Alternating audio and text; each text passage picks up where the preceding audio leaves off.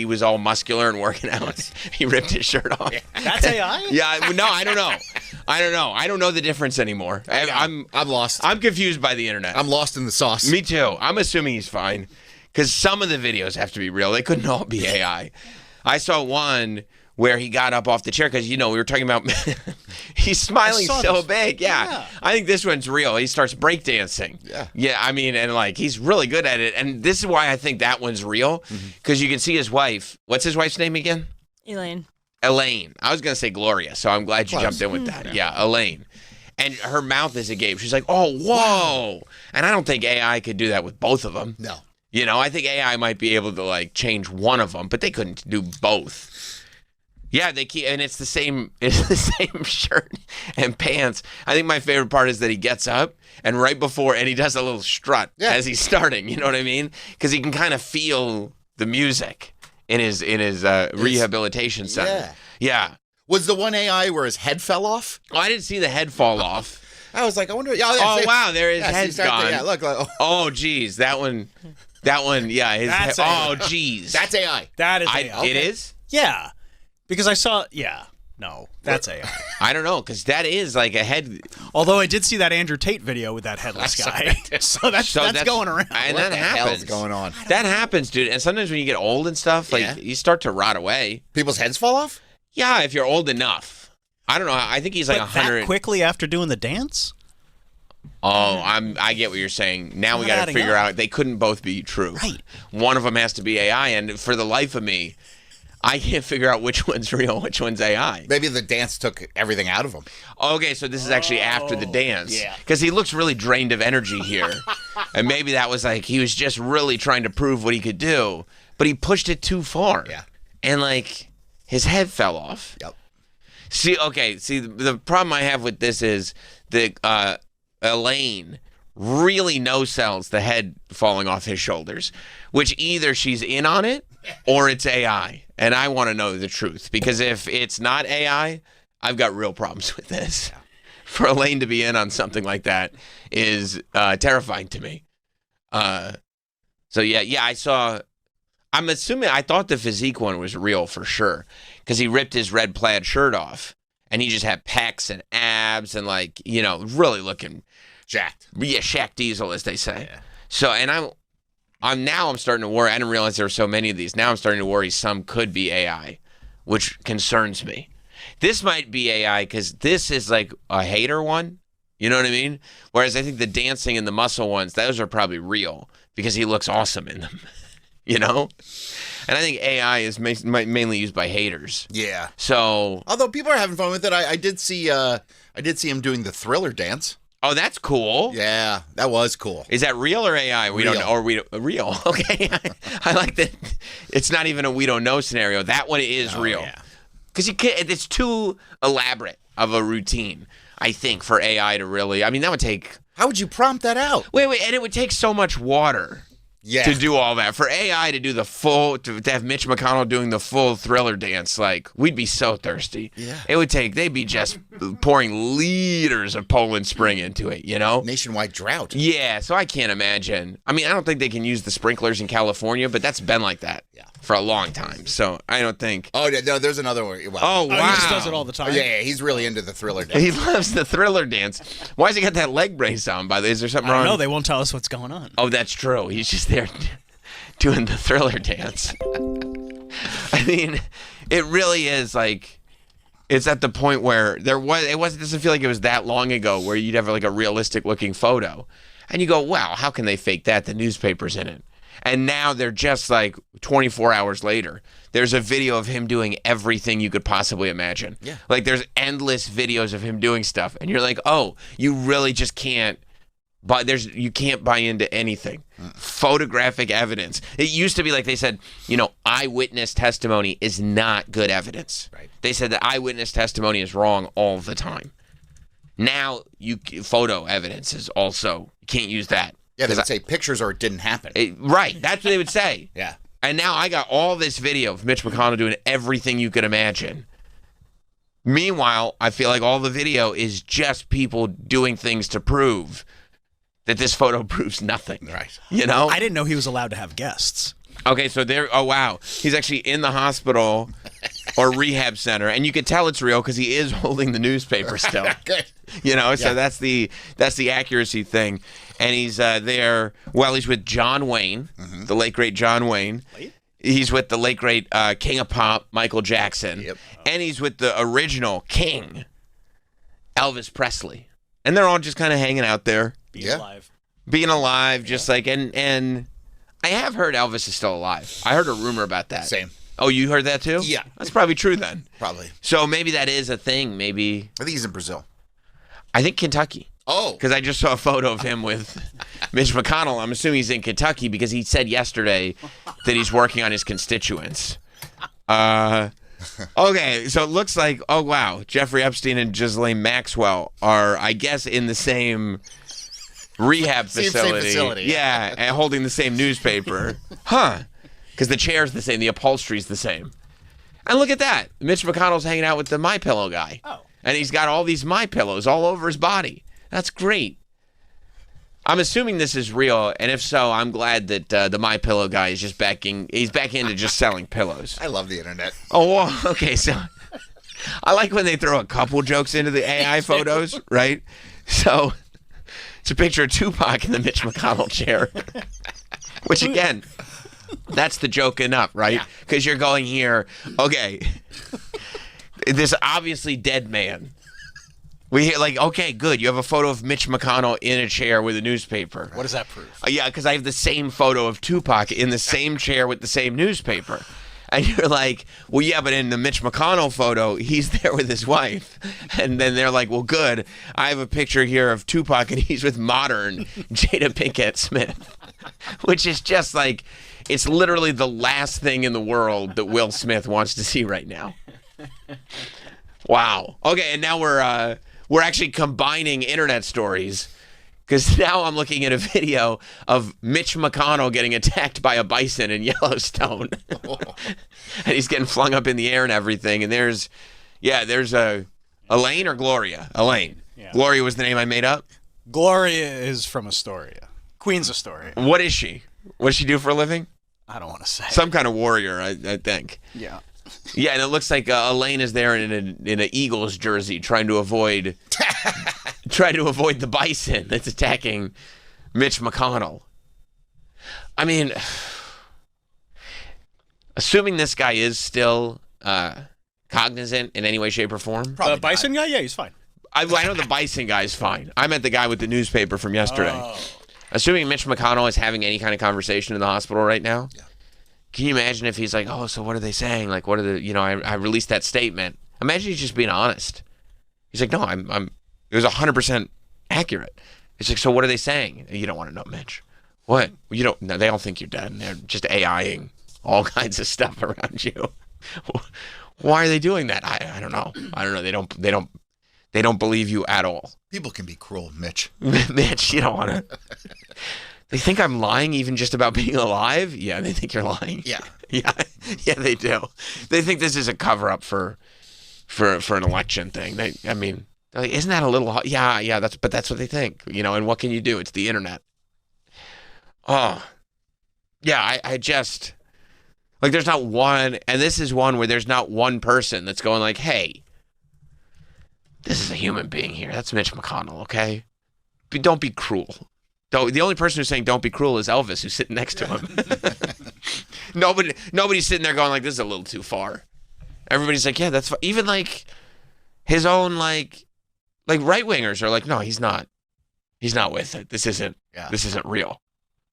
Maybe he's just having fun with it. Like so everybody thought you were dead, and then there was all these funny like AIs. Yeah. Maybe you just hang low, right, and just kind of see what happens. Right. Almost do like maybe do some kind of low-key AI contest. Yeah. Right, yeah. where it's like, not only, because I know I'm going to get out of this hospital, and maybe I'll give a prize to my favorite AI. That's a great idea. You know what I mean? Because then it's like you're leaning into the bit, and people love that. Oh, yeah. People love that. I'll bet he would do really well with his constituents if he leaned into the bit. Because it's fun. It's fun. He's good. He's got a sense of humor. I hope he doesn't freeze up again, is what they would say, Wouldn't you just come out and just be like, if that happened to you and you're like, oh my God, this is crazy. Just come out with a video. Be like, guys, what are you doing? Live stream, press conference, Look, I know. And even maybe acknowledge it. I know the freezing. I know it's weird. The photo's a little weird. People were zooming in on the text on the newspaper. I'm sure you saw that, Troy. Yeah. But you can't really tell because it's like it's a low-res picture. Did people ever find out what that page was in the paper? They're It's a sports section from the Washington Post. It is actually a real... jokes aside, it really was? Oh, okay. It was that day's sports section. Yeah, because I was zooming in on the picture to figure out if it was a real player, if it was a real team. Because a lot of, Did he have multiple fingers that shouldn't be there? That's right. Yeah, like when you were looking at Will Smith's crowd. Yeah. You know what I mean? And it was like people were holding up posters for the Willennium, except they had 7 fingers or 3 fingers. And you're like, oh, Will. I thought this was the bounce back. Yeah. Yeah, so it is. Yeah, there it is. Oh, okay. So you'd have to put it into Claude or something like that. It'd have to be the good one. And I don't know how many tokens they got. The Claude tokens? Yeah, I don't know. Because each one of those tokens, they say, is one of the big Poland Springs. Oh, the one with the sports bottle. The sports bottle? That's right. Yeah. Each one of the tokens is a sports bottle Poland Spring. So they try to go like, really, if you're going to do it, make it worthwhile because, and that's what they say. They look at these AI photos and they go, you know what this is? And you go, what? It's what it means to be from Maine. And I'm like, you can't just use Aquafina? And they're like, no, the machine's like Poland Spring. It's the best one. Which is a shame, but also, I was laughing yesterday. A little water to laugh. It's like big deal, right? I mean, I take a nice hot shower to relax. Mm-hmm. If it was like, if you take this nice hot shower, the longer you stay in, the more hilarious it gets. I could use a laugh. I'll take a nice shower. Yeah. Well, what if instead of using the shower water, you were looking at Mitch McConnell videos? That might be okay. And it was very loud, and people who are not used to, you know what I mean? Maybe it's good. But this is what we're using it for, It's funny. And it is. I laugh when I saw his abdomen, when I saw his core muscles. Yeah. I was like, that's a funny thing to do. Really funny. Look at it, he's jacked. He's ripped, dude. He looks like prime John Bastow.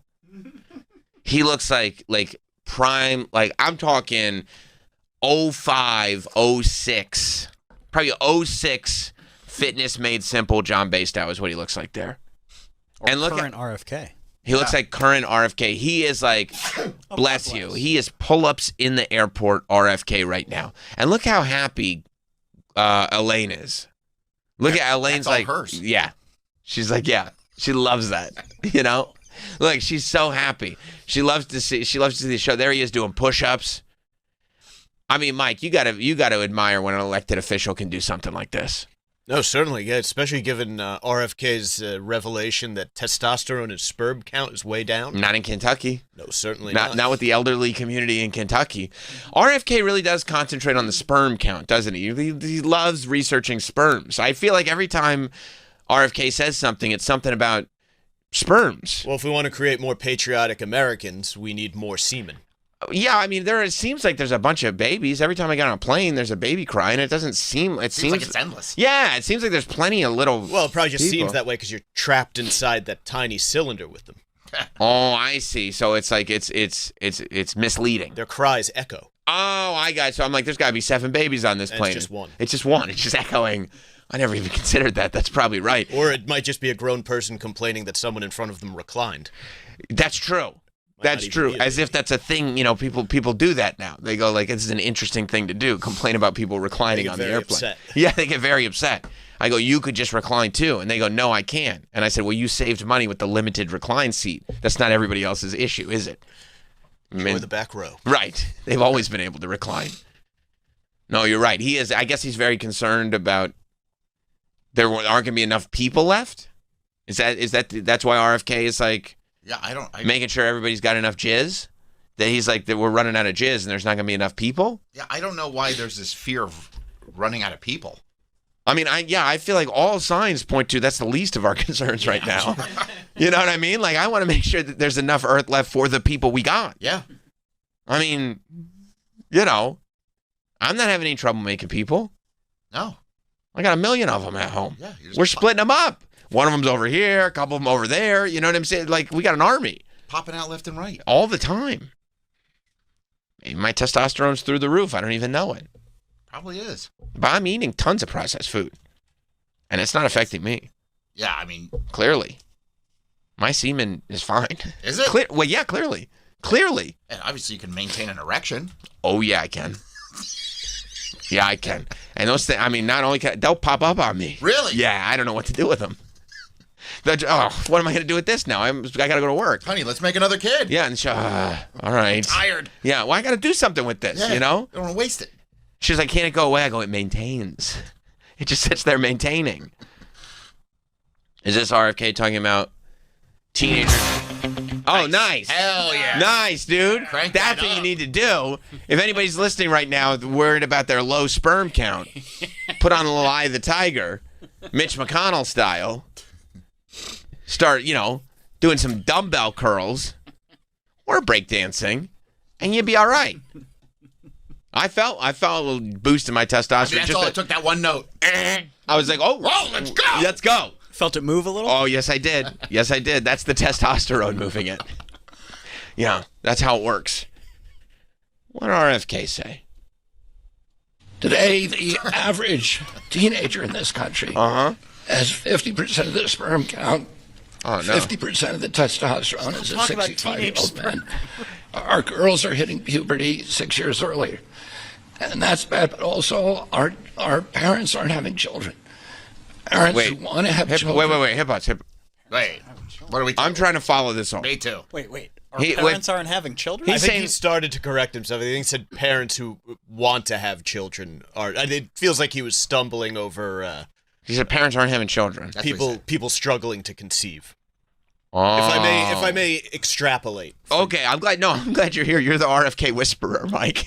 I'm glad we have an RFK Well, we're whisperer. cut from a similar cloth. I get it. No, I need to know what's going on.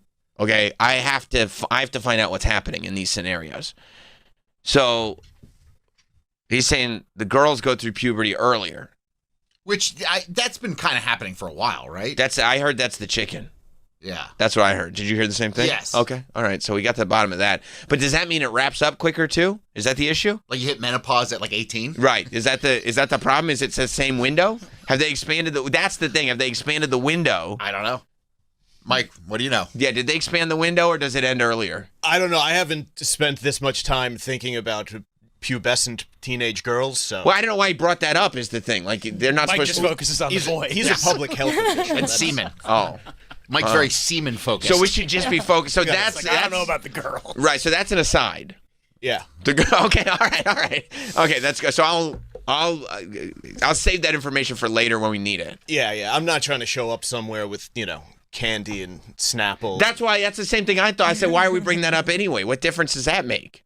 Even if we could get the kid, the teenage boys, he wants them to have more sperm, is what he's saying. That seems to be the crux of his position. Okay. Yeah. Okay. Because he's saying they have 50%, but like it only takes one sperm to make a baby. And you got a ton, because I remember in Look Who's Talking. Remember they were all racing? Yeah. You've seen that movie, Yeah, right? of course. And the one with the Bruce Willis voice was the one who made it all the way? Yep. So, like, you only need the one, and there's so many of them. Yeah. I mean, we're dropping these things in tissues left and right. We could have 10%. We'd still be fine, right? Just stop dropping them into tissues. I don't know, because I think once they're shot inside, I think a lot of them get picked off and don't make it. Like high school? In Full Metal Jacket, when they're in the helicopter Right. and all the VC are running and he's picking off some of them, but some of them get away. It's like sperm? Yeah. I see. That's good to know. Okay. All right. So let's see. The parents are not having kids. And do not have access. I have 7 children. Okay. I feel that God has blessed me with that. And I can't imagine how different my life would be if I did not have that blessing.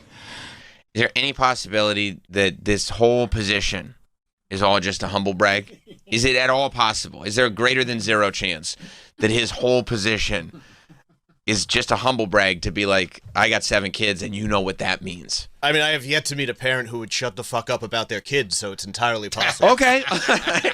That would be great. If he was like, there's a problem. They don't have, there's way less sperm now. For instance, I have 7 kids. If I could show you a photo, the other one did the cutest thing the other day. Really big wallet. That is, yeah. He's pulling out physical photos of his kids. Yeah, I mean, I guess that is possible. But this isn't the first time. I feel like, every time things kind of slow down a little bit, he's like, have I told you about the sperm? And I'm like, yeah, dude. Yeah, yes. We've heard it. We heard it. Like, what do you want us to do, RFK? Right. How do we get more sperm? Stop dropping them in, like, stop jerking off in the toilet, I guess? Stop processing all the food. But is that what it is? I don't know. Okay. I mean, Mike, what's causing the low Mike, sperm? why don't we have any sperm anymore? I would imagine that it's a confluence of factors. Oh, I hate it when it's a confluence of factors because then you got to do a whole bunch of stuff. Lack of physical activity, the diet. Gaming. I would imagine, the gaming replacing, the games of yore, like Pick Up and Slaughter, certainly. Sure. Mountain Dew? Yeah, that's what I heard. When I was in school, that's right. Yeah, There's been research on that for years. When you say research, It's been an issue for decades. Do you mean medical research or more neighborhood research? I remember in elementary school, someone at the lunch table presented research on it, and it withstood peer review. Right. I do recall that because I recall, a certain medical test that you would do where you would offer a sealed Mountain Dew to a classmate.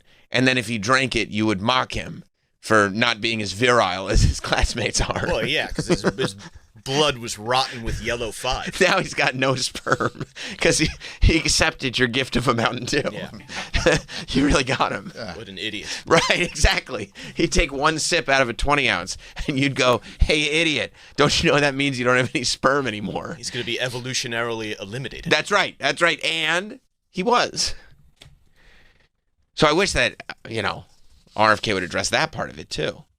Yeah, you're presenting a problem, so what's the solution? Well, this is only a 30-second clip. I'm sure. Maybe he did present. I mean, I'm sure he's out there. We're not with him 24 hours a day.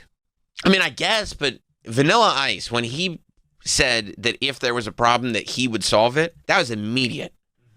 We even had time to check out the hook while the DJ revolved it. Do we have confirmation that Ice solved any problems? I just took his word for it, to tell you the truth. Yeah. I think he did. I mean, he helped the Ninja Turtles in that movie. Ninja Turtles 2, Secret of the Ooze. I think you just get away with a lot more in the 90s because everything wasn't as exposed. You could tell people you're going around solving problems left and right. I got you. And people can take your word for it. Yeah. Now, you can't even post a photo from the hospital without people going like, that's AI, and here's more examples of AI. I see what you're saying. The burden of proof has expanded greatly. Certainly. Huh. Oh, that's 100% right. Yeah. Wow. I also, you know how like people will tell you not to buy houses, that you should rent instead of buying houses, and then you find out that like most of their investments are in property. You know what I mean? Like landlords would tell you just rent, don't buy houses, and you go, well, I feel like I don't know if I can take your word for that. I feel like when people who are 65 and above are saying these young kids don't have any more sperm, in fact, they have less sperm than 65-year-old men, it's almost like, okay, I feel like you might just be trying to big yourself up there. Yeah. You know what I mean? Just trying to go out. It's kind of like, when a kid comes up and goes like, well, here's this new song I just heard. And we're like, yeah, but you should hear the 90s. Yeah, it's the same kind of deal where you're just kind of taking the opportunity to be like, I'd like to big myself up. And also, I think that, like, RFK likes to sit at the podium and talk about sperm while he makes, old Dr. Oz stand behind him far. Like how far away Dr. Oz has to stand. Well, is it possible that this is their version of like the Meow game from Super Troopers? Yes. That every time he gets on the mic, he just tries to see how many times he can reference ejaculate? I think that could be it. I think it could be it because he's done it many times. The president may call RFK and go, Bobby, sperm day.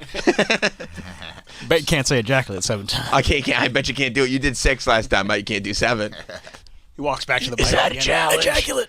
Is that a challenge? Are you challenging me, Mr. President? Challenge accepted. Challenge accepted. And Dr. Oz is just sitting behind him going, I don't know what's going on. What the hell's happening? What are they doing? Why do they keep bringing this stuff up? He hasn't presented anything. He's just sitting there trashing the generation, the youth. He's trashing Gen Alpha and saying they don't have any sperms.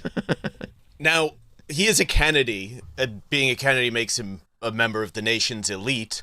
That's true. And what we know about the elites is that they do like to harvest the young to extend their own life and health span. Is that a known thing or is that an assumption? They talk about it online all the time. Oh, okay. Then all right. All right. It's known. So is it possible that he selfishly wants more babies so he can maintain his own virility well into his 80s?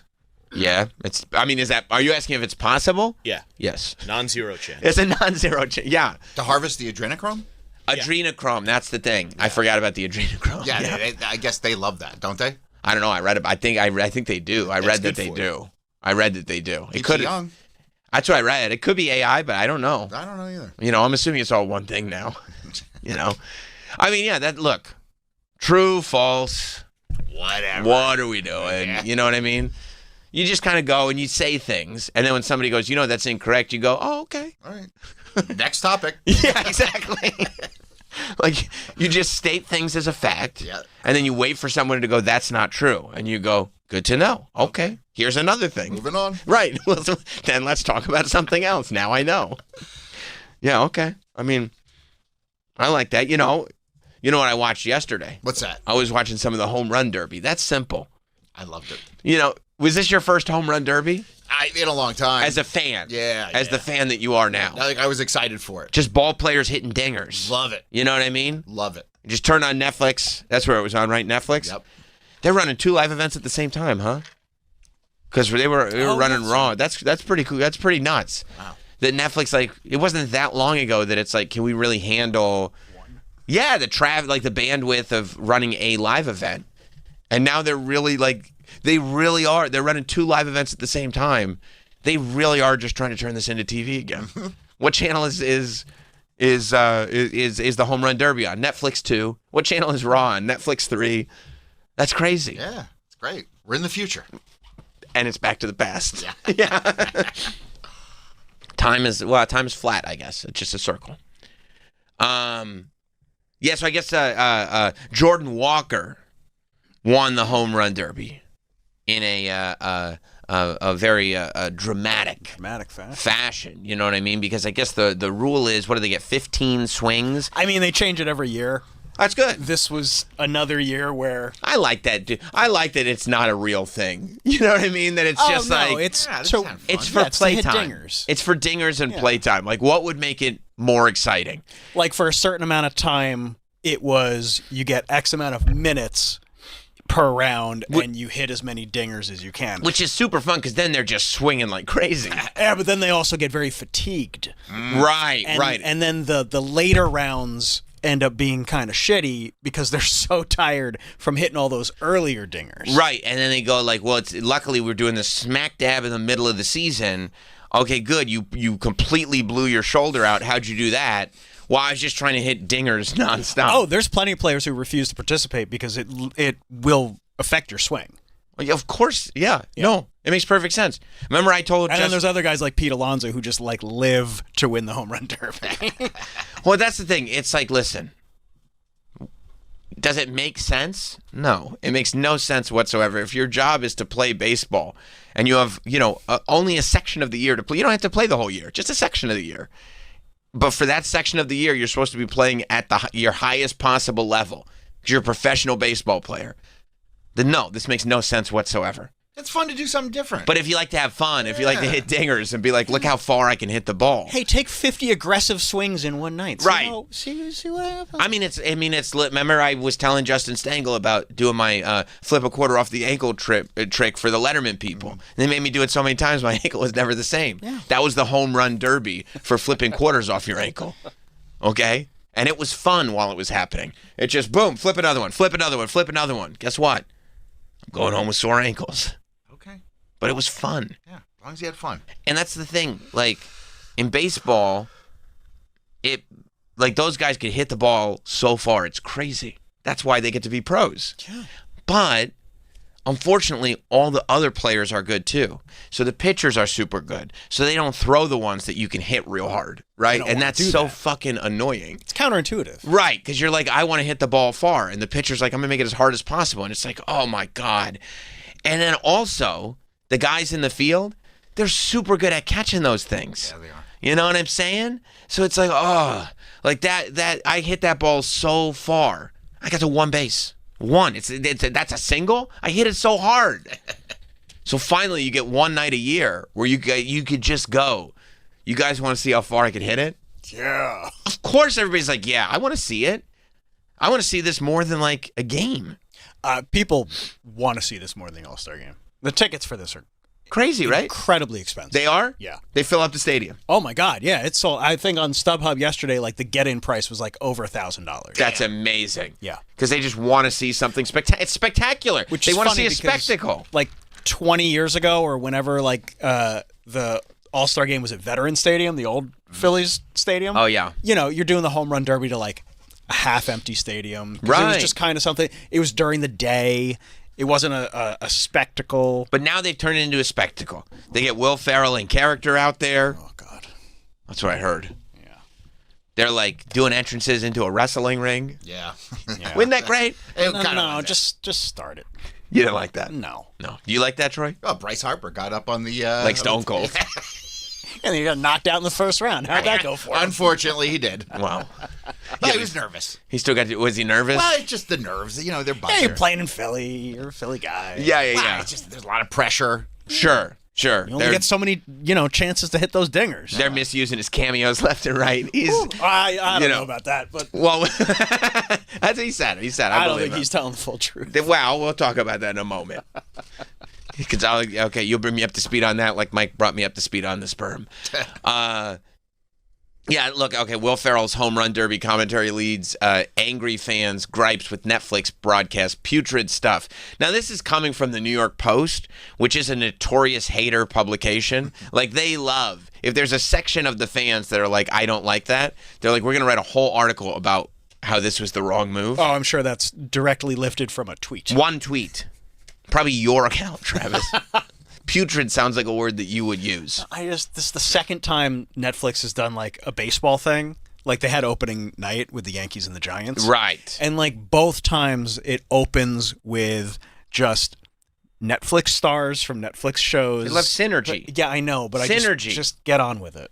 Because you're watching the baseball game and you're like, I came for the baseball, but I'm going to stay for all these wild characters. Yeah, but I'd love to see Will Ferrell in whatever getup he's doing now. Yeah.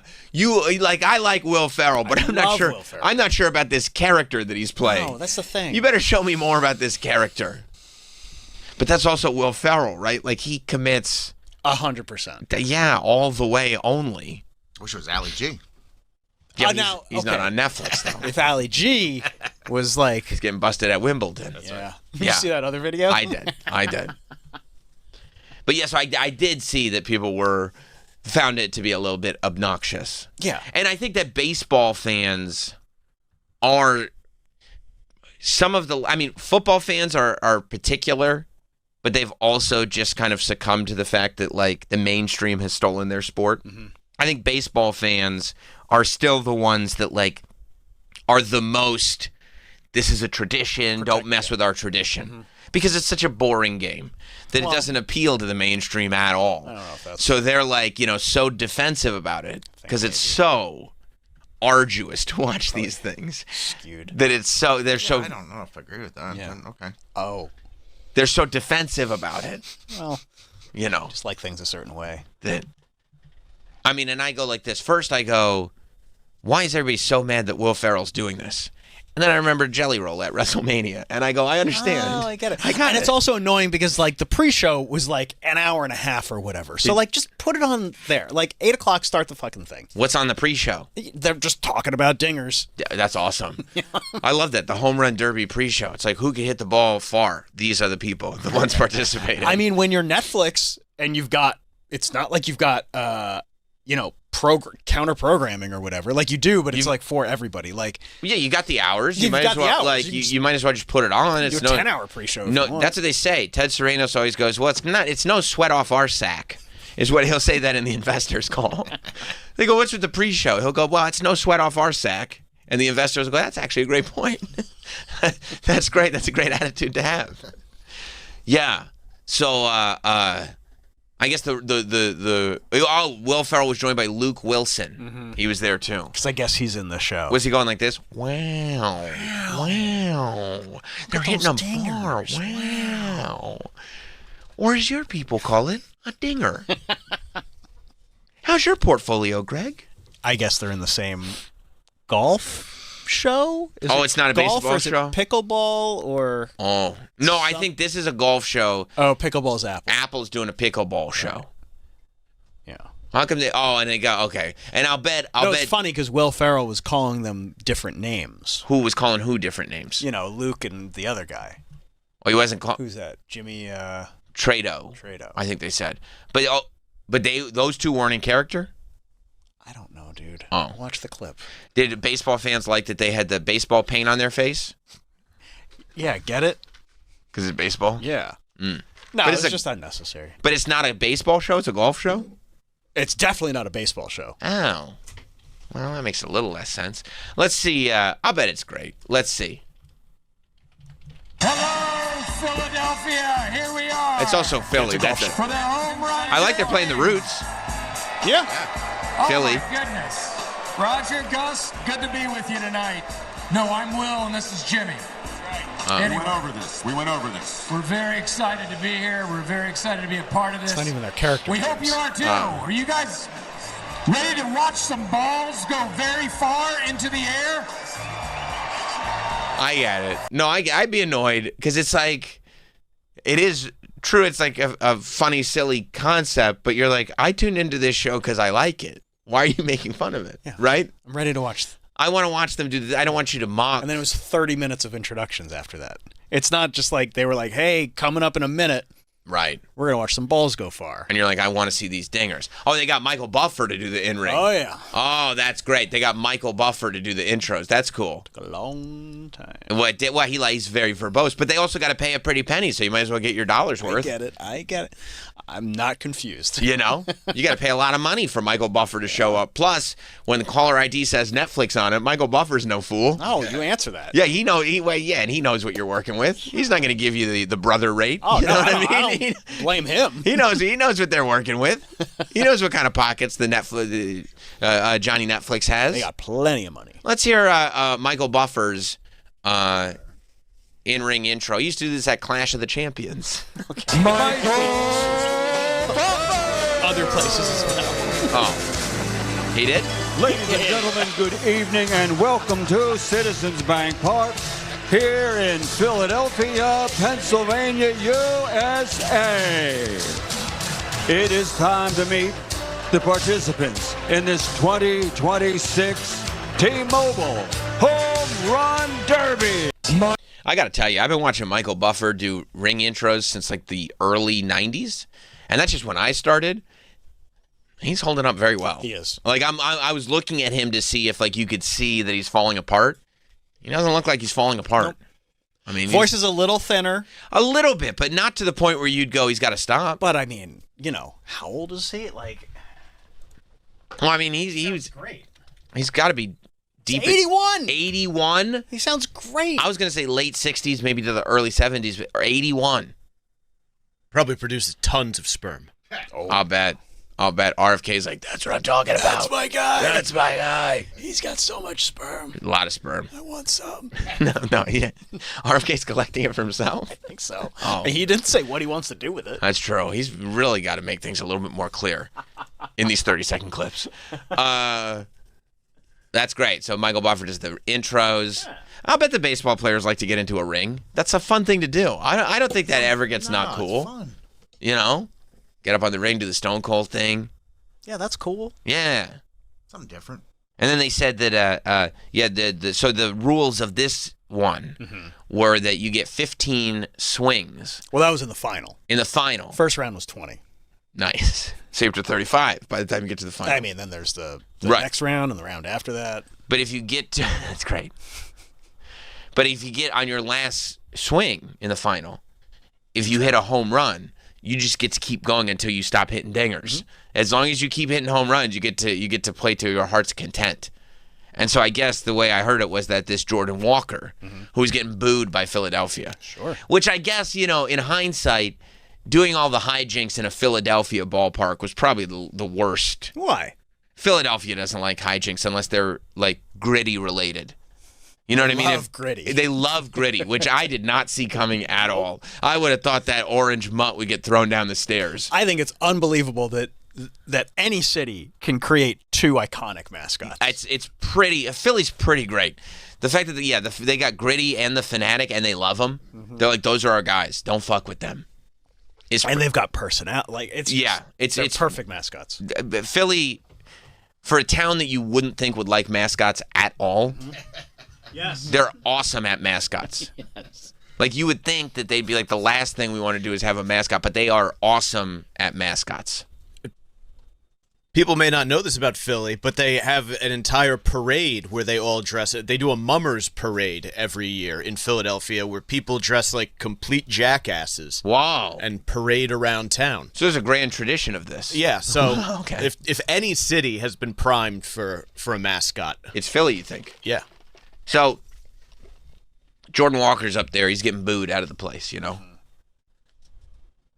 he's down. And the current leader is Kyle Schwarber, who is a Philadelphia Philly. They love Kyle Schwarber. They love him. He's a powerhouse. Oh, he hits dingers. You like Kyle Schwarber? I do. A lot? Yeah. He leads the league in dingers. He does? Is that true? I guess so, yeah. I just double check with my baseball guy. No, it's fair. You should. He's a Phillies guy. Don't trust what I'm saying. He's got money on the game. I told you that your microphone was the That's same. true. You say all kinds of crazy stuff. Don't listen to me. So he's up. So were you going like, holy shit, Kyle Schwarber's going to take this because that's your guy? I had definitely high hopes. Right. What time did the thing end? Like 1 a.m. Yeah. You did not watch this. No, first round I was. You were out. You were out. But he's up by 3 dingers. Right. And Jordan Walker's got 1 swing left. And so everybody's going like, well, it's a wrap, honey. Start packing up. Everybody's already hitting their thighs, starting to stand up and stretch. Checking underneath their seat. Right. Sure Make sure I got everything. Did my keys fall out of my pocket? Just double checking, Oh, he hit a dinger. He hit a dinger on his last one. All right, I guess we got one more swing. He's down by, just a few of them. So he's down. He hit, 6? 4. Well, he hit 6 in a row, but 6 in a row in his last swing. Right, 4 in his last swing. They just let him keep going. Well, yeah. And he won. Yeah. He won the thing. And Philly left real bummed out. Good for him. 1 o'clock in the morning. Was this a Jay-Z show? No, being sarcastic. It wasn't 1 in the morning. But it was long. Yeah. Yeah, but it always is. Too long for you. Oh, way too long. Yeah. You've seen all the dingers you can fit for one night. It's on Netflix. You'll watch it later. Yeah, I'll Google it in the morning. Right. Watch the Home Run Derby on demand. I'm tired. Yeah, no, I get it. It's exhausting. Yeah. He's probably a little upset that we're giving away what happened. Are you bummed to find out? I Googled it when I was going to watch it on tape. Yeah, it's true. I have my VCR running. Were you bummed when you read that Kyle Schwarber, it was almost his, and then he missed it? Yeah, I had high hopes. Imagine if you had stayed up all that time. I'd be pissed. You'd be furious? I'd come in angry. You would? Yeah. Thank God you didn't stay up for it then. I don't know if I could deal with that. Yeah. Wow.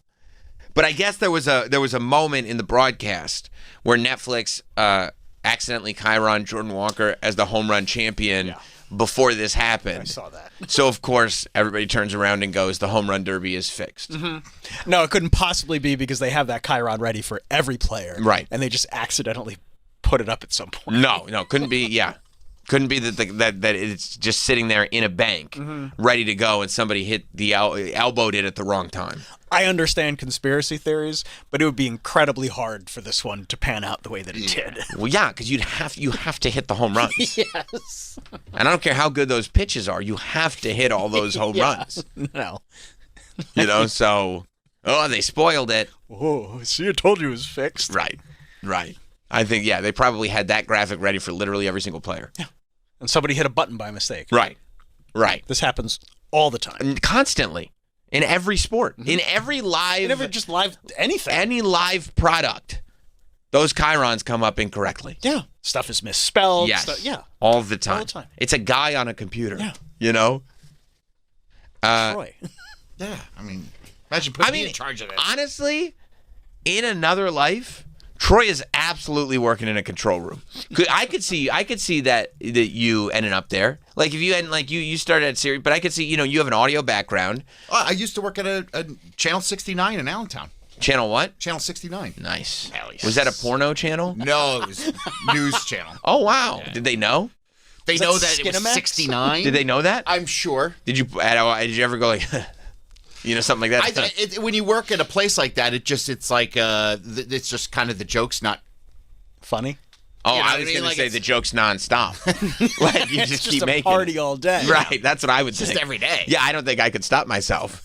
You just walk into work laughing. I mean, it would be like if it was like WD's news. I go like, oh my God. I control myself. I mean, every day I'd be like just grabbing the desk going, W what? I couldn't help it.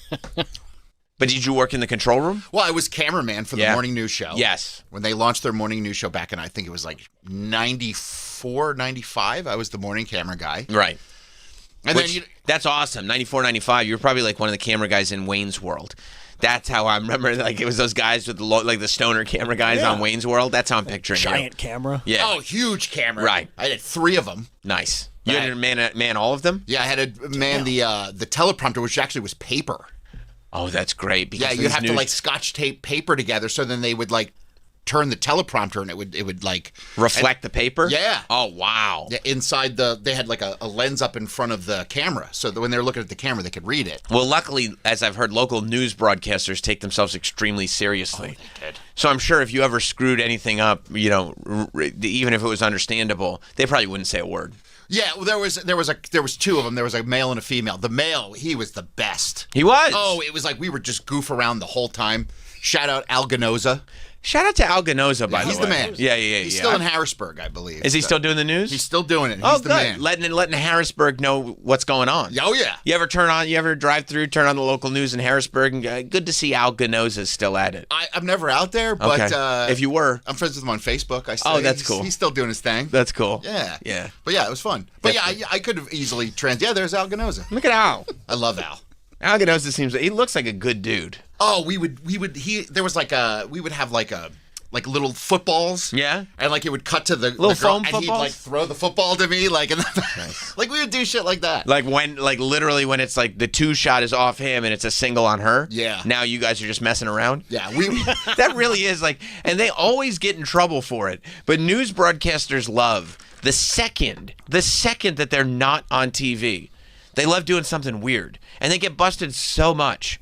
You know what I mean? Like even in New York, like Sue Simmons cursing up a storm, thinking like because like she's been off the air for 1 second, I could just start saying fuck word all over the place. Oh yeah, it's wild to see. It's a weird thing. He's not on the news anymore. What's he doing? Sports? Well, this movie star. When he's, you can keep guessing. You're never gonna get it. Oh. In 2018, Petco. There's a close. Okay. There was a video that said CBS 21 News this morning says goodbye to anchor Al Ganoza.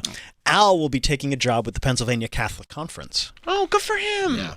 Good for him. He found the Lord. And also, I love to hear that he moved up from Channel 69 to Channel 21. That's a big step up. That's a leap. Yeah. Would you get Al in to talk about Troy? Yeah. I mean, I worry a little bit that I'd run out of stuff after we did the football story. But I'd still give it the old college hang on. Now try. He's back. I'm sorry. Now he's on ABC 27 in Harrisburg. Oh, you think? I wonder if he was lying, if he was trying to get out of a gig. He hasn't been on Twitter since 2014. That's probably wrong. Oh. Well, that's okay. He doesn't have time to tweet. Well, I just mean this probably hasn't been updated. No, he probably just the AI stuff. He doesn't want to deal with it. We'd be goofing. Can I tell you a story about it? Mm-hmm. We'd be goofing around the one time, and we're like just acting stupid, and we're making each other laugh. And then he has to cut to like, an accident with 10 people dead. And he's like trying to hold it in, hold in the laughter. Oh, wow. Oh, he was the man. What a good guy. Yeah. But yeah, so I could see you working chyrons, working audio, working mics. Yeah. You would do that, I think you'd be good at it too. Yeah. But also, when you put it in that perspective, it's like, oh, they're fixing this. It's like, no, there's just a Troy Kwan in there. Just goofing around. Yeah, fucking around. Oh, somebody spelled baseball with a C. Right. Hit the wrong button. Or they're sitting there going, Troy, that's misspelled. And you're just squinting at it going, I don't see the error. How is that misspelled? Oh, and they were assholes too. They were. Well, because you have another guy playing tape. Right. Right? So you have to like say like, okay, so you have the director and then you have the guy like, okay, to cut to the news story. And then like they'll play the wrong one and then they're cursing on their thing. That's great. You know, or the sound guy doesn't have the mics potted up, so that guy, he's cursing at him. It is funny listening to that because that doesn't change. Like every scenario that I've been in, they go, camera two, where the fuck are you? Where the fuck are you? Like it's like an emergency every time. What the fuck are we doing? Yeah. We're over by 10 seconds. I mean, at a high level, like WWE, you know. I love being on headset when people start to really get. And then, like, as soon as the live show's over, they go, whew. All right, guys, we did it. We did it, guys. Yeah. That's, I mean, WWE, I mean, that's really intense. I mean, this is Allentown local. I know. That's why I always try, whenever I do shows like that, pretty much the only goal is to try to make the control room laugh. I just figuring out, like, saying things and watching their reactions and going like, oh, they laugh when I bring this up, or they laugh when I bring that up. Like like a week ago, I was doing the podcast. I kept bringing up the show Moonlighting. Why? And Megan didn't even know what I was talking about. She's like, I've never even heard of that show. Yeah. Except the control room would just start like cracking up every time I'd say, you know, like the will they won't the dynamic of the show Moonlighting. I kept saying. You can hear them? No, I can see them through the glass. Oh. And they were laughing, so I said it a whole bunch of times. So you like that? I do. I do, because, you know, I like to get them involved. It means that they're going to have a nice day at work. You know what I mean? And you're probably playing off that energy. Yeah, it's fun. Yeah. It's fun. Everybody's having a good time. I like when everybody's having a good time. That's all. That's all. But congratulations to Jordan Walker. So what was his final count of home runs? Oh, I don't know. A lot. I don't remember. It was a lot. A lot of home runs. But it was fixed, so who cares? Right. Yeah, I saw there's a big Bryce Harper story. You know, your guy. You love Bryce Harper? Oh, he's great, yeah. He's great. He did the wrestling entrance and everything. Yeah. You think he's getting railroaded with this FanDuel stuff? I don't know. Not really following it too close, but... Well, okay, so like I guess, and you can correct me if I miss any steps, the broad strokes is that some guy was a whale with FanDuel. Uh-huh. He kept gambling. Like a VIP. Right, in the sense that, and they make you a VIP when you're like, the same way that the guy with the sporting goods store was a VIP for Tony Soprano. You know what I mean? Like, it was like, he just loved it. He loved to gamble on FanDuel. And he lost, 7 figures. Yeah. Like millions of dollars. $18.5 million? Okay, I'm sorry. 8 figures. I thought it was 1.8. Well, that's how much he spent. He spent 18 million. So who knows how much he got back? He lost more than 1.5. Okay, all right. So that's okay. So he's down over $1 million. Yeah. And I guess he's trying to say that FanDuel took advantage of him and fed into whatever, his addiction or whatever. And FanDuel's over here going, we're pretty clear about what we do, you know? But then he started going into all the perks that they gave him as a VIP. And one of the perks was a from Bryce Harper, baseball man. Baseball man Bryce Harper. Bryce Harper, and then everybody's like, okay, so this is now getting a little weird, not a good look. Right. What's going on here? So this guy, and I'm sorry, I was reading something, so I don't know if you fully explained it. This guy is suing FanDuel. Right. And part of the lawsuit is kind of showing the perks that they would give him. I believe his quote is, they enticed me to continue feeding his addiction. Which, okay. I'm just saying what he's saying. And how this came out. Yeah. Yes, that's what he's saying.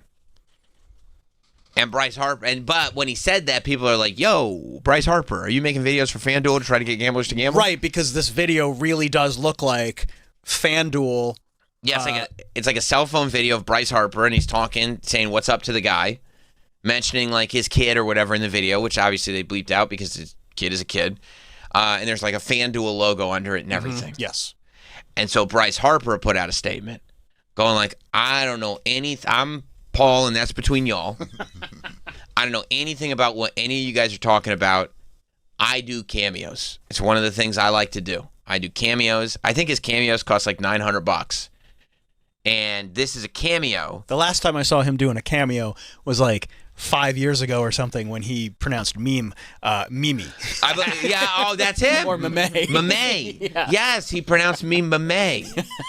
Yes, and he's still at it. He's still at all these. Still at it. Yeah, why not? At all these things, and he does do them. You know, I've seen other people post their Bryce Harper cameos, but this was the video that they sent. If you want to play it. Hey Terry, what's up, brother? Hey man, your host Brittany from FanDuel wanted to make sure your Thanksgiving was extra special. So I just wanted to hop on here and wish you and your family a wonderful Thanksgiving. Tell I said hello. I appreciate all the support through the years, and I just hope you have a great day. Enjoy it, and we'll see you soon. Bye. Yeah, when I first saw the video and they beeped it, I was like, I wonder what he said. Tell that bitch I said hello. So look, I mean, I think it is done in a traditional cameo type of way. It's done with his phone. He's clearly reading a script, you know. And I think the FanDuel logo was added on afterwards. The idea that, like, when it says you're so-and-so, your host from FanDuel, if you don't want to do branded content, like, I would probably look at that if somebody sent me that script on Cameo and be like, yeah, that seems branded. I don't really think I want to do that. And he claims that this was submitted through the personal thing and not the business. Because the business has business. Right. And the business one, like, you up the price on it. It's like way more expensive because it's literally like filming a mini commercial. Right. But again, Brittany if there's obviously this guy's VIP rep. Well, it says you're host of FanDuel. Like, you understand that. And again, if like you're saying FanDuel, you know that it is for FanDuel. If you have, unless you're just like the type of guy who says "Mamay," reading shit. You may be just reading shit. How much does Bryce Harper make? I think millions. Yeah, is it millions? Is he making millions of dollars? I think he might be making millions of dollars. What's his salary? And I like to do this. I know the league minimum is in like the hundreds of thousands range. Is he doing league minimum? I don't. Is he good, this Bryce Harper? What was his last deal? Is he good at baseball? 2026, $26 million. Okay, and that's just for the year. He's making 26. 13-year, $330 million contract with the Phillies. Oh, plus an additional $50,000 in incentives. All right, so it's not the league minimum. So it's $26,050,000. You know what? You know what the move would be? Live on the $50K. Put the $26 million in the bank. I don't know how much he charges for FanDuel or not FanDuel. I think it's $900 for Cameo. Is it $900? I believe somebody posted another thing, and it's like if you have $899, you can get Bryce Harper to do this. It kind of feels like, don't you have money? Dude, that's my whole thing. I don't care about any of this FanDuel stuff. I don't care about the story. I don't like the whole thing is ridiculous. Yeah. But $899. Like, you're not doing it. What are you doing? Of the goodness of like, your heart. Why are you doing cameos? Yeah.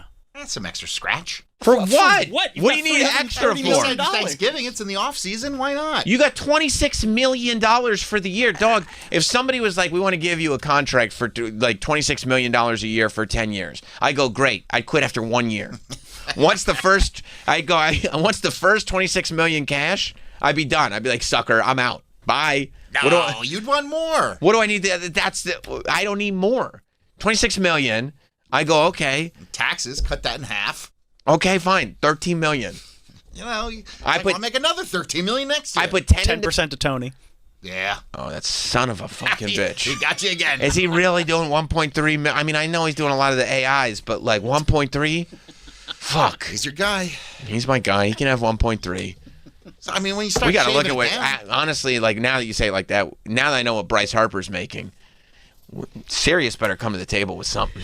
Because now I know the worst thing in the world that for them, for SiriusXM, is for me to find out what Bryce Harper's getting. Because I didn't realize it was 26 mil.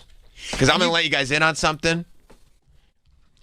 And this is, no pun intended. I'm not even in the ballpark. What? Yeah, I know. You're going to be shocked. You're going to be shocked to hear this.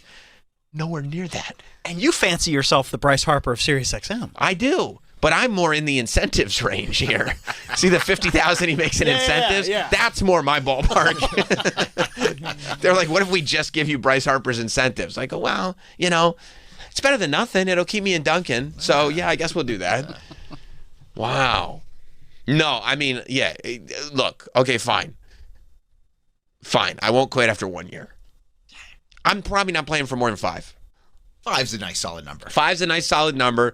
That's going to leave you with, here's the thing. And how many people play for 5 years? That's an incredible achievement. That's a great achievement. It's a great career. Put, $4 million in a checking account. That's what I'm going to have fun with. Put the rest in the S&P 500, and I'll be good to go. Start a podcast. And then start a podcast. you know, and that's what I would do, you know. But I certainly would hella not be doing cameos. I don't care if they're $1 million each. What are you doing cameos for? I just watched that one. I'm not sitting there going like, look at Bryce Harper having the time of his life. Look how much fun Bryce Harper has doing these cameos. I mean, he's got the energy of Mitch McConnell. Yeah, that's now. Regardless, that's not worth $900 to receive it. Yeah, like if I paid $900, that was shitty. It's horrible. Sounds like somebody's in the other room and he's trying to be quiet. I'm like he woke up early and the family's still asleep. Right, like somebody's and he's at gunpoint doing it. Yeah, you're and he's like fake smiling. Yeah. He looks exhausted. I don't know what he's so tired about. Up all night doing cameos. That's probably it. I mean, those add up, man. $900. I mean, times that by what? He makes $26 million a year. I know, but it's his off season. Like, what else has he got going on? You don't gets the $26 million. I know, but it's still gets it. But he's sitting around. It's Thanksgiving. What the hell is he going to do? Spend his $26 million. Dingers for Thanksgiving. He's not making money. I mean, he's making money, but he's bored. So get he's a fucking bored. boat. He's constantly training. Get a fucking boat, dude. Thanksgiving, he's taking the time off. No, that's what they say about boats too. They say the two best days of your life are the day you buy a boat, the day you sell it. That's right. Maybe he knows that. Of course he does. Okay, so get a 4-wheeler. That'd be sick. You see what I'm saying? You could move out, like, you know, stay in Pennsylvania because you're a Philly. Yep. But get a ton of property. Up acres. In the Poconos. Yes. Acres of property up in the Poconos. Get one of those champagne bathtubs, champagne glasses, you know, because you're in the Poconos. Yeah. When in Rome. That's right. Get a 4-wheeler you could tool around on. I'd be tooling around on my 4-wheeler so much I wouldn't have time for cameos. Same, bro. Where's Sam? Oh, he's tooling around on his 4-wheeler again. Look at Stone Cold. He's never Exactly. bored a day in his life. No, he goes up to the ranch by himself. By himself. Well, he's got a cat to keep him company. He's got a few. Yeah. They call him 2 cats, but he's got a few. Yeah, maybe Bryce Harper needs a cat. That'd be cool. And get him off Cameo. What the hell is he doing on Cameo? God bless you, Mike. Mike's allergic to bad ideas. I mean, it's like, what could possibly, like, here's what can go right. I can make $900, which you don't need. I mean, $900 is nothing to this guy. Nothing. Drop in the bucket. Hey, honey, I made $900 today. Great. Okay. Oh, fine. We just got this check from MLB for $26 million. Oh, he lives in Knoxville in the off season. Knoxville's great. Hell yeah. Imagine what that buys you in Knoxville. I mean, you could get a nice piece of property just for $900 off Cameo in Knoxville. Yeah, you could. You could live off his $50K that he makes in the bonuses. You could live, if you have $50,000 in Knoxville, you could live nicely. Nice piece of property. Yeah. He's got a wife and 4 kids. He's got plenty to do. You don't need to do 4 kids. Cameo. You imagine that? Where's Dad? He's doing cameos. The fuck for? They're sleeping. The kids? He's like doing this at 5 o'clock in the morning. Look, he's exhausted. It's so obvious. You think he's waking up at 5 a.m. and doing cameos? Look at those eyes. He looks exhausted. He looks exhausted. And he sounds like he's trying to be quiet. I gotta do cameos. I would hope you've got a big enough house where you can go somewhere and be as loud as you want. Go in the garage. Yeah. Maybe he's annoyed. Maybe how, like, you know, he's got to give his super agent Tony Burton $2.6 million a year. Mm-hmm. He's like, well, I'm not sharing my cameos with you. Maybe that's in his contract. And he feels like he's got one over on him. Yeah. He's like, this is all me. And it's like, bro, you're still getting $24 million. I know, bro. And here's what, like, best case scenario, $900. Cool. Worst case scenario, you're getting lumped into this FanDuel lawsuit and running around on the internet saying "Mamay." They make people say idiotic stuff on this thing all the time. They do. You know? All the time. They say political things when they don't know they're saying political things. You've seen those, right? Absolutely. And they look like assholes. Stupid fucking idiots. Right. And then they go like this. They go, well, no, I get he didn't do it on purpose, but why on earth is he on Cameo? Are you still on Cameo? Yeah. But I got kids to feed. You know? I got kids to feed. That electric bill ain't paying itself. Plus, I price all the AI that he does. Yeah. I price my Cameo at a point where it's like, you know what I mean? It's kind of too much for a Sam Roberts cameo. You know what I mean? But that's good. That makes it worth your while. Yeah, that's what I'm saying. Like, if you want it really that bad, I'll do it. Right. Exactly. And then the people who end up getting it are like wonderful people.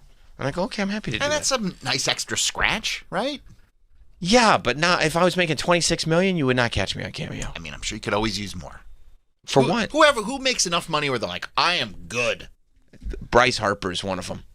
He's like, well, I want my bigger property in Knoxville. What for, dude?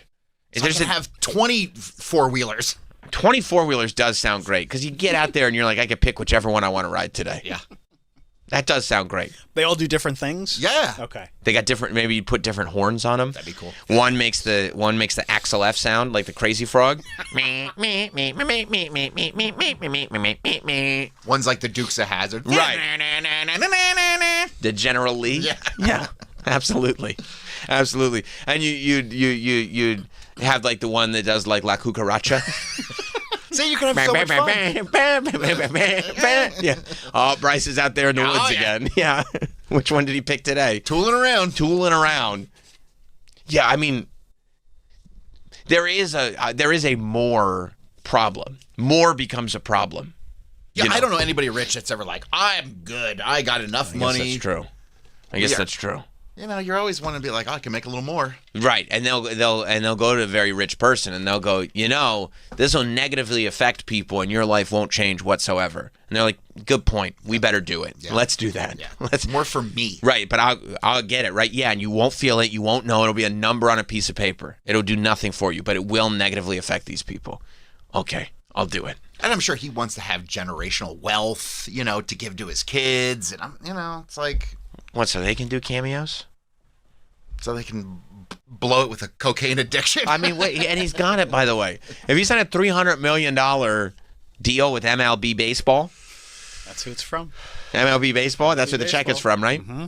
Yep. Who's LLC. Who's the committee? LLC? Yep. They get out of the checking account? Rob Manfred signs them. They got a business account? Yep. Cool. Rob Manfred just moves money into a business account? Yep. Yeah, that's smart. That's smart because then it's like, okay, but they got to make sure all the paychecks come out of the business account. Right. Because otherwise the accounting gets complicated at the end of the year. Yeah. That's the thing. And they have to wait for all the deposits from the ticket sales. 100%. Is it a Delaware-based LLC? Of course it is. Okay, smart. Yeah. Where else are you doing it? Smart. They do that when they make the TV deals? Okay, just make it out to MLB LLC. Yeah. We'll put it in this checking account. Don't worry, Bryce. We'll give you we'll pay you every 6 months. We got to come up with a $13 million check. Yeah, I don't understand it. I mean, we're just not in that world. We'll never be in that world. I guess that's true. You'd have to be like the distance we are from that world, where it's like, why? Like, I don't even understand like the day to day. I don't understand why you're doing that. I mean, Nate Bargatze came in here. He seemed like a normal dude. He makes a lot of money. He's not sitting there going like, oh yeah, I'll jump on Cameo so they can ask me why I'm taking pictures with RFK. He's like, no, I'm not going to be on Cameo at all. I'm going to go back to doing stand up. He wants to make a theme park with the money, doesn't he? Yeah. He does want to make a theme park. I mean, that's cool. That's a cool thing to do with it. That's a sick thing to do. It is. Would you do that, Travis, if you had a ton of money? Make a theme park? Yeah. Yeah. Nice. If I had a ton of money, I'd probably just live at Disney World. But, they have property right there. They have houses. That's true. Mm-hmm. Yeah, that's why. No. It's like on Disney property. There is. Golden Oaks? Yeah. What's Golden Oaks? Golden Oaks is Disney's own neighborhood, which is literally in like the Magic Kingdom. It's in the Magic Kingdom area. Proper? Yeah. Like proper? No, not proper. Okay. Area. Okay. Look how happy that kid is with that dog. Golden Oak Realty. But like Brooke and Robin Lopez, like they're brothers. They play in the NBA. Nice. They're good for them. Massive Disney fans. They own there. Do they have a good school district, you think? I don't know where you go. I don't know if Golden Oaks has an education system. I would hope they got a school. But I mean, it's literally, you've driven past it a million times without even knowing. Wow, and it's Disney's. Oh, yeah. Does the monorail go there? No. That would be sick. But there's always the chance that the track could bend. Not on your life. Oh, damn it. My Hindu friend. You can say it. It's in Fortnite. No, I couldn't you just couldn't remember the lyric? Yeah. The ring came off my pudding can. So that's what that's probably what you would do. I wouldn't buy my own theme park because I'm just going to pour so much money in. They already did it the best. I'd rather just live. They perfected it already. There's already the best one. Yeah. I mean, these are very expensive houses. Like, what do they go for? Millions. Yikes. He'd probably go like, "Do you mind if I make a Disney World Staten Island? What if that was a possibility? That'd be pretty sick. That you could create your own Disney chapter." Oh, there's Carrollwood. The Carrollwood neighborhood offers a private setting in the northmost enclave of Golden Oak. Home sites up to 3/4 of an acre.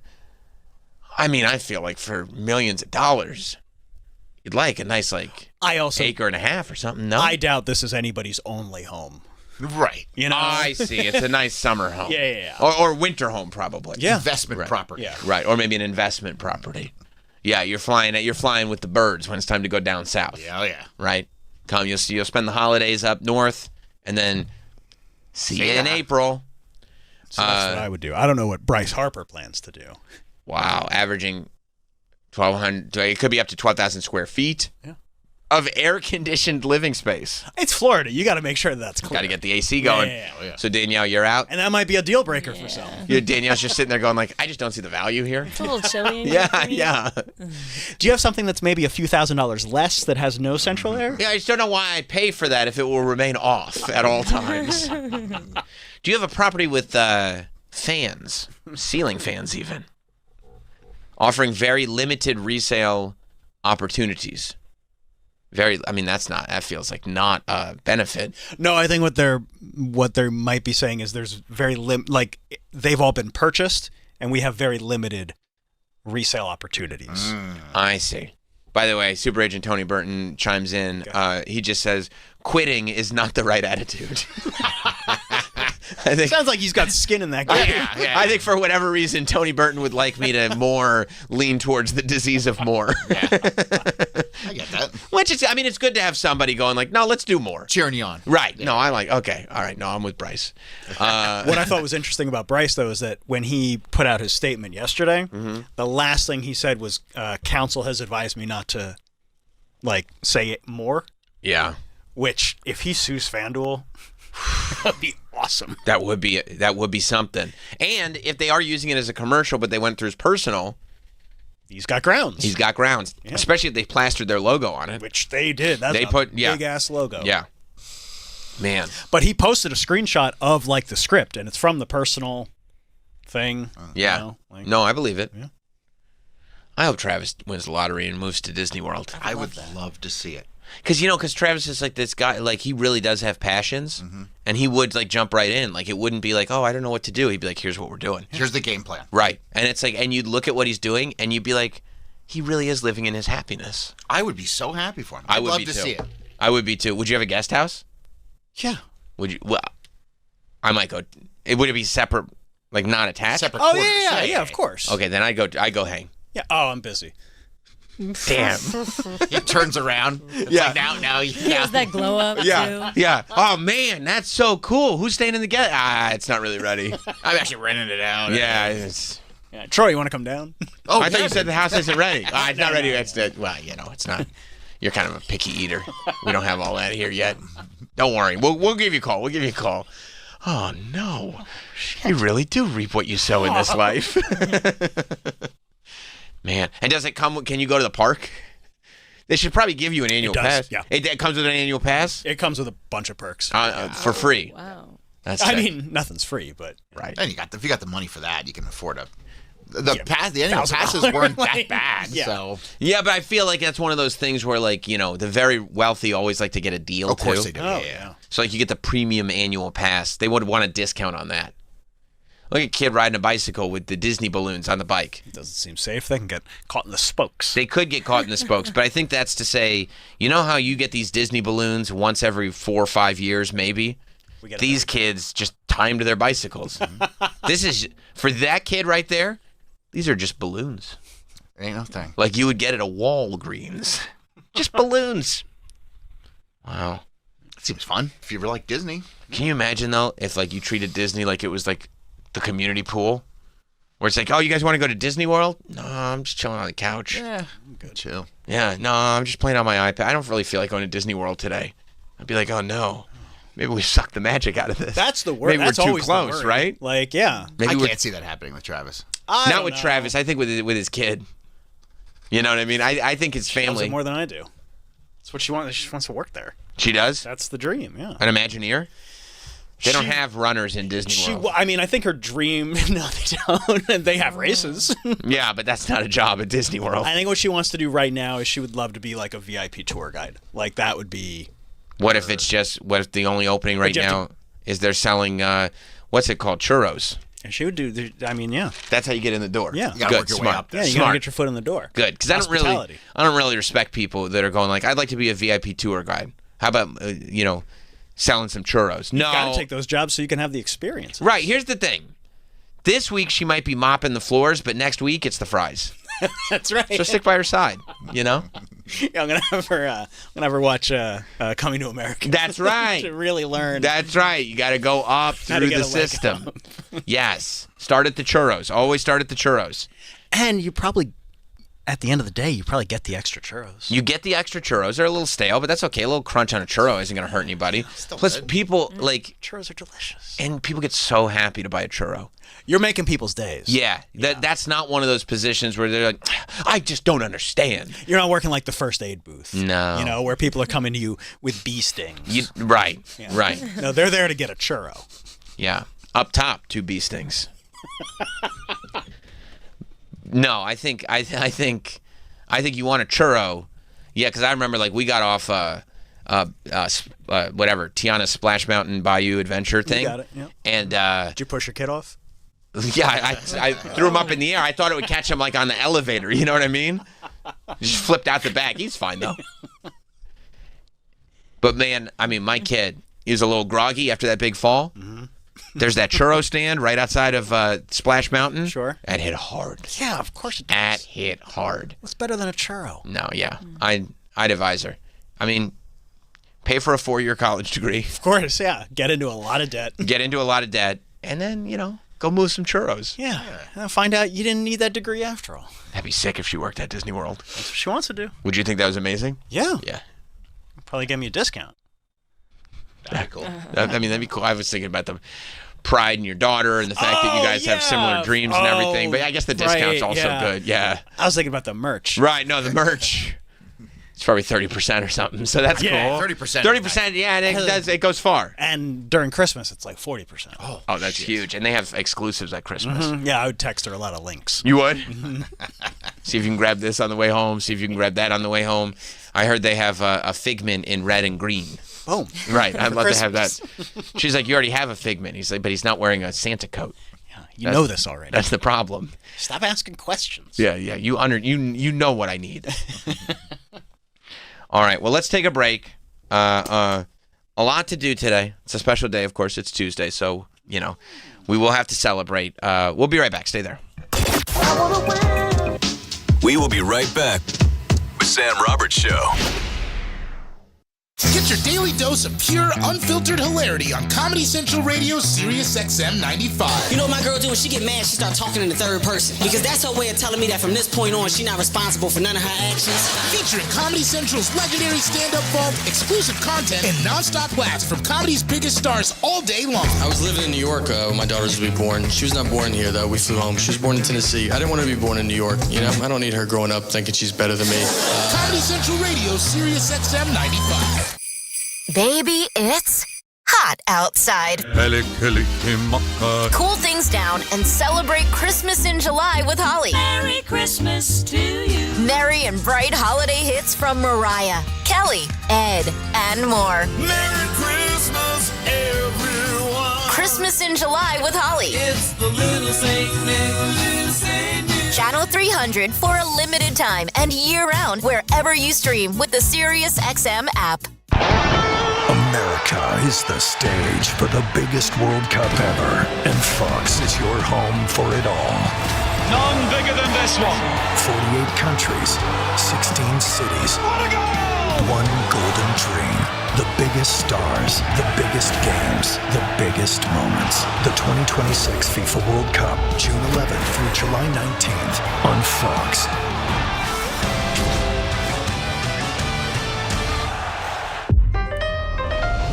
Your ambition just met its match with Robinhood. You play for the win, not just on game day, every day. Channel that drive into your money. Robinhood puts you in control, all on one platform. You expect more from yourself. Expect more from your money. Get started today at Robinhood.com/yourmoney. Again, that's Robinhood.com/yourmoney. Your money, your move.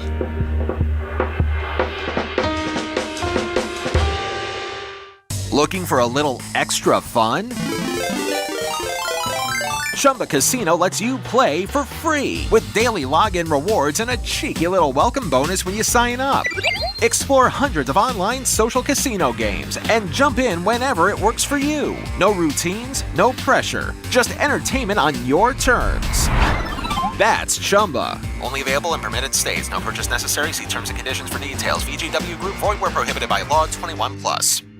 With the high price of new and used cars today, many drivers are choosing to keep their vehicles a lot longer. But with the average car now over 12 years old, most manufacturers' warranties have expired. I'm Danica Patrick. If your car is out of warranty, a single trip to the mechanic could cost you thousands. That's why smart drivers choose Endurance. If your vehicle is less than 20 years old, no matter the mileage, Endurance could have your car covered for the drivetrain, electrical, AC, transmission, and more. And Endurance is with you every step of the way, from filing a claim to paying the mechanic of your choice directly. And your rate won't go up no matter how many claims you file. Call Endurance now and choose the plan that fits your budget. Act now and get 1 year of elite benefits, a $2,000 value free. For your fast free quote, call 800-298-2007. 800-298-2007. 800-298-2007. Coverage varies by plan. View contracts and exclusions at EnduranceWarranty.com.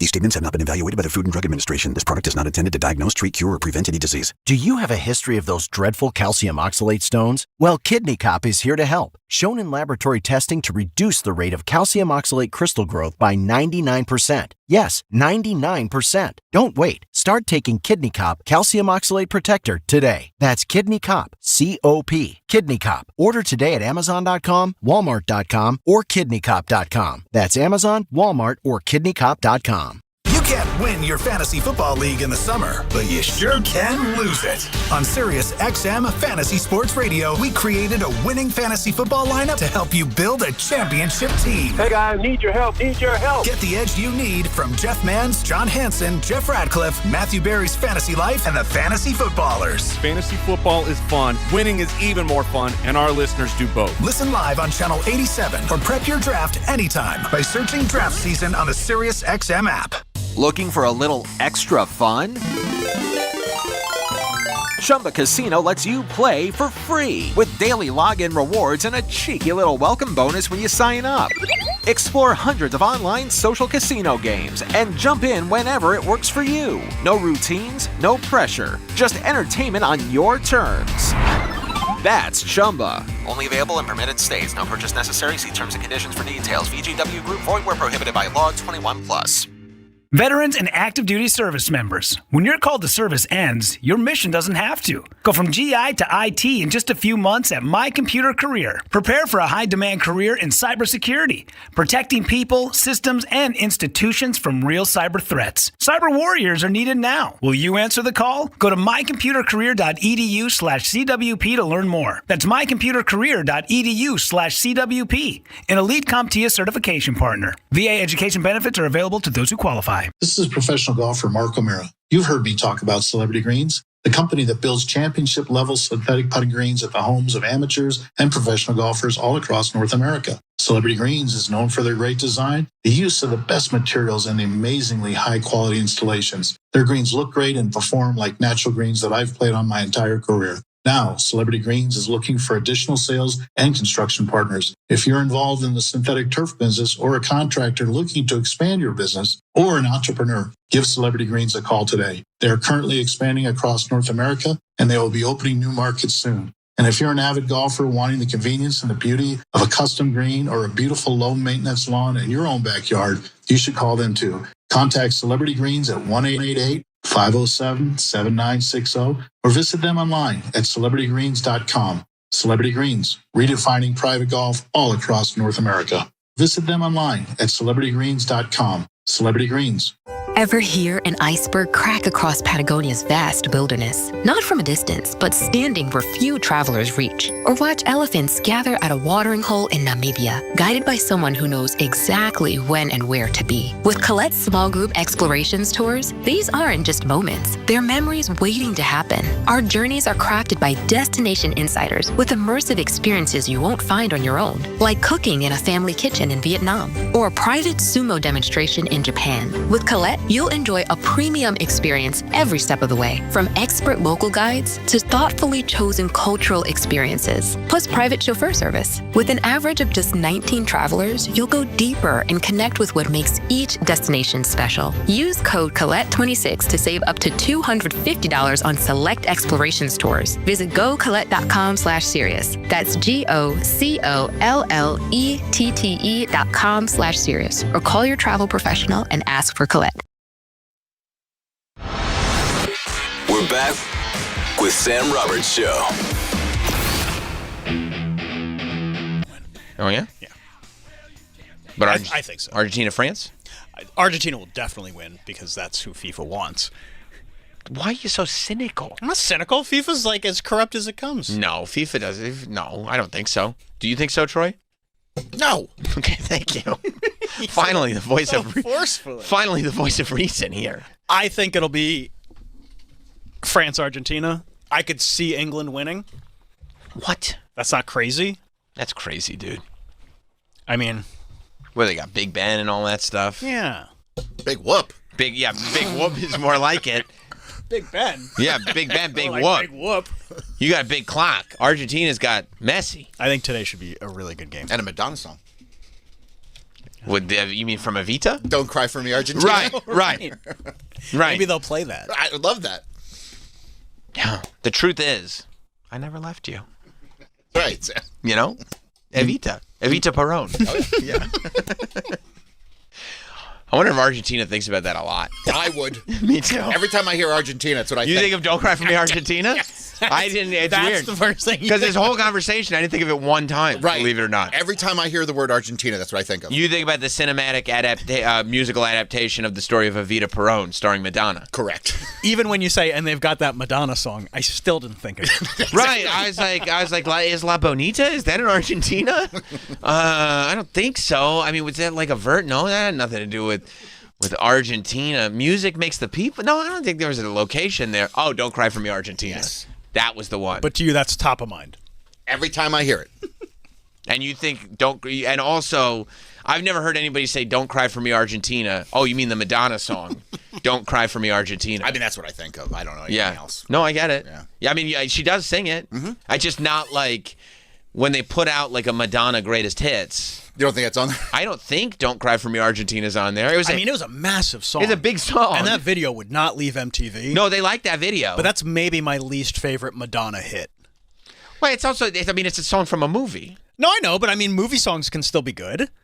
Kiss from a Rose. Yeah, but that wasn't like Seal is like, that was like the credit song for Batman or whatever. That wasn't, but like, Seal wasn't Batman singing. Dance? Oh, Bad Dance. Bad Dance. But again, that was also a song from no, a but movie. that was also stylized to be like, we're going to make like Prince songs part of this movie. Again, that wasn't Purple Batman. That was a little different. But that wasn't Batman singing Bat Dance. Go Ninja, go. Oh, come on. That was a great song. Ninja Rap. That was a great song. Yeah, there's plenty of songs from movies that are like, oh yeah. But that's this some is of a their best narrative songs. piece of the movie. This is like, you know, this is like Ninja Les Rap Mis. is a narrative piece. Yes, it is. Oh no, I don't know. I think it just happens to be the narrative is that Vanilla Ice, the rapper, sees Ninja Turtles and just on the spot comes up with a song. And I Will Always Love You. That was Dolly Parton's song before the movie even came out. Wasn't that in The Bodyguard? Celine Dion, Titanic, My Heart Will Go On. My Heart Will Go On. That's just the title. That's just a track from a song. Why am I the one that's defending this Because Argentina it wasn't song? Kate Winslet on the edge of the boat singing My Heart Will Go On. It wasn't part of the narrative of like the thing. You know, you could have put My Heart Will Go On an album, but he's like, okay, I got a song for you. You can use this in the movie. She could have put Don't Cry for Me, Argentina song on an album. Of course she could. They'd be like, why are you singing about Evita Perón? Why are you singing about A Ray of Light? Like, that's not a great argument. Yeah. I'm with you. They'd be like, is there just a random slow song? Feels like he's just arguing for the sake of arguing. That's what Sam does. Is there just a no? Because you wouldn't just put it on an album. If it was like what's a great Madonna album? Ray of Light? Vogue. Okay, Vogue is a perfect one. If you just get the album Vogue, and then like track 9 is "Don't Cry for Me, Argentina." You gotta slow it down. But you'd be like, why is she singing as if she's Evita Peron right now? It's a song. It's a song. Why are the Beatles singing about being a walrus? Like, what do you like? Cuckoo Cachoo? Yeah. No, Evita Peron's a real person. Right, I know. There's songs about real people. So was the walrus. The Yeah. walrus was Paul. That's true. We Really? Well, we learned that in Glass Onion. Oh. I didn't know. I didn't say. They didn't Like, you'd be listening to Vogue, and it would get to that song, and you would just like take your headphones off. You'd be like, I don't know. No, I go like, this is a weird choice. She just turned into Evita Peron from Argentina. I mean, it's sung from just a different perspective. Not every song is autobiographical. Just admit it's a good song and let's move on. No. This song is literally biographical.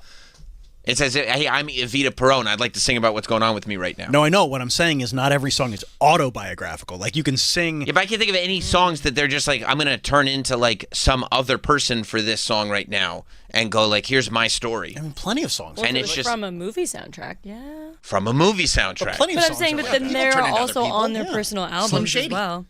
Slim Shady's not a real person, bro. Songs are about... It's a made-up character. Songs are just about stories all the time. You think every song is like about like, this is my perspective, this is my story? No, I think people... Concept albums. I think people who turn into other people who exist naturally is not a typical thing on an album. Okay, tell that to David Bowie. Who did David Bowie turn into? Ziggy Stardust. Where is Ziggy Stardust from? Mars. He's right. He's not right. Ziggy Stardust is a character like Slim Shady. He's not a person who exists. Oh, really? Ziggy Stardust didn't exist before the album. I saw Ziggy Stardust do a whole tour. He did do a tour. The Climb technically isn't Miley Cyrus. It's Miley Stewart. Because she sang it in the movie. See, that's okay. As a there you go. different person. There you go. That's your logic. Yep. Madonna. You guys are all on the same side. That's your side, Troy. That's your side. There you go. Okay. You have a very flimsy argument here. You can literally think of nobody that sang as a different person in the middle of an album out of nowhere. I mean, you're putting me on the spot. I shouldn't be the one that has to defend it. It's your position. I just positioned it. I said people don't do it. That's Sgt. Pepper's Lonely Hearts Club Band. They were a different band. That's Billy Shears. They made him up. Billy Shears sang "Little Help from My Friends." They made him up. Okay. They're not real people. Okay. The argument is you're going to tell Billy Shears he's not a real guy. Well, I don't know Billy Shears like that. That would be a little forward of me. American Pie. It's all about real people. Yeah, but he's not saying I'm the guy.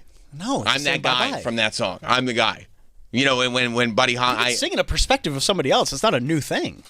I've never heard anybody. You've never heard another song of somebody just... I've never heard anybody mid-album turn into a person who already exists. Okay. Out of nowhere. I'm sure I have. I cannot think of anything off the top of my head. That's strange. It's not weird. That's weird that you can't think if you're sure. You're like, this song would have been just mind-blowing if it was not on. It would have been very strange to be like Madonna turned into Evita Peron in the middle of the album Vogue. It would have been extremely odd for that to happen. And for you to say that's a flimsy argument. It would have been extreme. It would have been extraordinarily strange. Would not have been strange. In the middle of the album Vogue, if she was like, "By the way, here's a totally different style of music, and now I am." Well, you're the one that chose Vogue. I am the. You could have chosen any album. That was the first album that came up. I didn't choose that. Troy did. It's a great album. It is a good album. I love it. If she in the middle of the album Ray of Light. If she was like, "By the way, I'm into right now." Let me break it down. It's track 9. People break it down all the time. I'm Evita Peron. Yeah. The historical figure from Argentina. Right. And here's a song about me. And then now we'll go back to Ray of Light. In my defense, this is the first time I'm understanding that this is a real person. Okay, that's fair. That's fair. I had no interest in seeing this movie when I was... It came out in 96? No, I was 15. Right. I had no interest in this movie. I thought it was dumb. Right. I hated the video because it was just bullfighting. Right. I could see where that would be frustrating. Stupid. I wanted to see Green Day. Right. I could see where that would be frustrating. I could totally see where that would be frustrating because I did too. I'm like, there's so many good songs off Dookie. Yeah. Why wouldn't you be playing one of those videos? It said like... Yeah, give me Rage Against the Machine. Plus, I can't even snap my fingers to this. No, like, Madonna, give me something dancey. Yeah. See, Eva Peron. I'm not doubting you. Sure, real person. Okay. Captivated Argentina, rising from deep poverty. I didn't realize Travis hated powerful women. He does. I never said I hated her. He does. I said I never knew that it was a real person. You said you don't acknowledge her existence. I do not acknowledge. No. Yeah. She's not my tribal chief. Right. She wants to be acknowledged. Yeah. No, I just don't think it's weird. If Madonna had made this person up, then I guess there would be precedent for that. But the fact that she is not at all made up, this is a biopic. Okay. And she's singing about herself in that character. Sure. For that song to have appeared on an album out of nowhere would be unbelievably strange. I don't think so. I disagree with that's the base argument that we're having here. To take on the identity of a historical figure and sing a biographical song in the middle of an album. Yeah, I don't think that's... Did she write the song, or is that a cover song? Because if it's a cover song, then it's like... Well, Don't Cry for Me, Argentina? Yeah, then you're just covering somebody's song. Well, the truth is she never left. That's a good point. I don't think it's... Rob in Verona. What's up, Rob? Madonna also did the song Live to Tell for the movie At Close Range when she met Sean Penn. All right. I mean, look, here's the thing about Madonna. She's got a hell of a library. Yeah, she's been through it. She got a lot of great songs. I mean, this is a woman. By the way, I think it's incredible that she has a number one album at 60 whatever right now. Doing it big. And people love this record. They do? It's getting I haven't 4 heard stars. anything from It's it. getting 4 stars everywhere. People are saying it's the best record she's done in 20 years. Blah blah blah blah blah. Yeah. Like I think that's awesome. Yeah. I also don't think that it would Have a be good day, guys. really weird if this song just came on a different album. Yeah. I would listen to the new Madonna album, I guess. I'm not a dance guy, so yeah. I wouldn't be able to appreciate it the way that People do. That people do. Yeah. Chris in Connecticut. What's up, Chris? Hey, I was just thinking, all of a sudden in the middle of a Stones album, you got Mick Jagger singing about third-person point of view of the devil, sympathy for the devil. See? Bang. Mick Jagger's not the devil. I don't know. Some people would tell you he is. You know what I'm saying? I think that's up for debate. You weren't around then. When he was walking around with no underpants on, you could see a shaft in his pants. A lot of parents... You ever see those photos? Yeah, I did. A lot of meat. A lot of meat. But a lot of parents would say that's the devil right there. Talking about David Bowie. You see what I'm saying? Yeah. It all circles back. I understand why he couldn't keep his hands off him. I get it. Allegedly. A lot of meat between them. I've seen Labyrinth. Oh, yeah, me too. Me too. I mean, I don't know what kind of puppet Jim Henson put in his pants, but there was something in there. The Jim Henson workshop was hard at work. You think they made that in the Muppet Workshop? I have to believe. I mean, it's a Jim Henson thing. You know, Jim Henson is involved in all of that. No, that's true, and he was involved in Labyrinth. And all the fantastical moments in the film Labyrinth, that all the things that appear that they come from a different world entirely. Yeah, I wouldn't be surprised if David Bowie was looking around and saw a little Muppet puppet. You know what I mean? He's like, well, I know what to do with this. I was always Trouser wondering. Muppet. Trouser Muppet. That's right. That's right. He's gonna put this puppet down in Fraggle Rock. You know what I'm saying? Yeah, that's crazy when you go back and watch Labyrinth. Bro, like as a kid, you're like, you kind of feel uncomfortable. You're like, that's a lot of meat. I don't think I noticed it. I mean, definitely. I don't know how you when you're a kid. I didn't notice it as a little kid. No. I don't know, man. But also, like, imagine your parents watching it with you, going like, "Are they going to say something? Are they going to say something about that Fraggle Rock monster in there?" Oh my God, it's incredible. I mean, do you think there's no way that's real? That's incredible. All real meat. It looks like it's real meat, dude. Do you think that there was like word on the set that they're like, we have to do something, David to wear different pants? Well, if it's a tight, I guess you can't make him look like a eunuch. Like he's not going to be like. Well, couldn't they throw him in cargos or something? What do you want him in hammer pants? Something. I mean, maybe you have to. Like, what if? Okay, David, we had a thought. A supermodel. I know he did, and now, well, I know why. They go, David, and this is like, holy shit. I mean, Labyrinth came out in 1980, what? 6, 7? Yeah, 6, 7, something like David Bowie was massive. Yeah. In more ways than one. Yeah. But like, they probably did like sit down with him because he didn't have to do this movie. He was fine. Yeah. So they probably sat down with him. And they were like... No, but he was always looking to do new stuff. I mean, yeah, but this guy reinvented himself more than anybody. But he also could call his own shots, I'm saying. Oh, yeah. So they probably sat down with him and they're like, oh, David, like we were thinking, like, what if the Goblin King, like, wore genie pants? Like, what if and it would just be like something very like showy about it. No, we'll stay with the tights. Okay, all right. I like the goblin idea, but we'll stay with the tights. Yeah, there's a Goblin King in here. I want to show off my sausage. Okay, David, don't tell us that. Don't just say it. Don't just what I do. All right, David. It's the truth. The director has to go. What are we doing about David Bowie's pants? He said he wants to show off his sausage. His what? He said his meat and potatoes. Jim Henson thinks it's hysterical. Yeah, Jim Henson won't stop giggling on every take. We can't. We're really stuck between a rock and a hard place. He said he's not doing the movie unless he can show it off. Yeah, we need him in the movie. We need him to be the Goblin King. We made all these Muppets. The wig fits him perfectly. It'll go well with Hoggle. Yeah. Don't worry, I think nobody will notice. What if we shoot from the waist up? We can't. Why? He said everything has to be thighs and above. I don't know what to tell you. David Bowie wields a lot of power on this set. I mean, it's so distracting. It's so distracting. It looks like they had to add fabric to the front of his pants. It just doesn't even look real. I've never seen anything like it. I don't know what that is. It looks like he's wearing like a cup. Right, it is.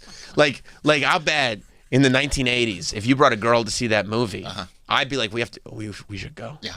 Because you were just sitting there going like, oh, we're going to go see this great Jennifer Connelly movie. Mm-hmm. You know what I mean? I can't wait to see what Jennifer Connelly is up to. And then this comes on and you're like, oh boy. This movie's like kind of lame. Do you want to go? Yeah. No, I'll stay. No, it's kind of a kid's movie. It's kind of kid. Like the puppets are, do you want to go? We should go. We should watch. We'll go see something else. You want to go? I think Top Gun's playing down the hall. Go see Top Gun? No, the volleyball scene's kind of, No, I don't know. No, I don't think so. Yeah. No, I mean, it is. Yeah, I know. It's uncomfortable. It's uncomfortable. As a kid, I was just like, holy shit. You were? Yeah. And then you turn off Labyrinth, and you must have been so confused, dude.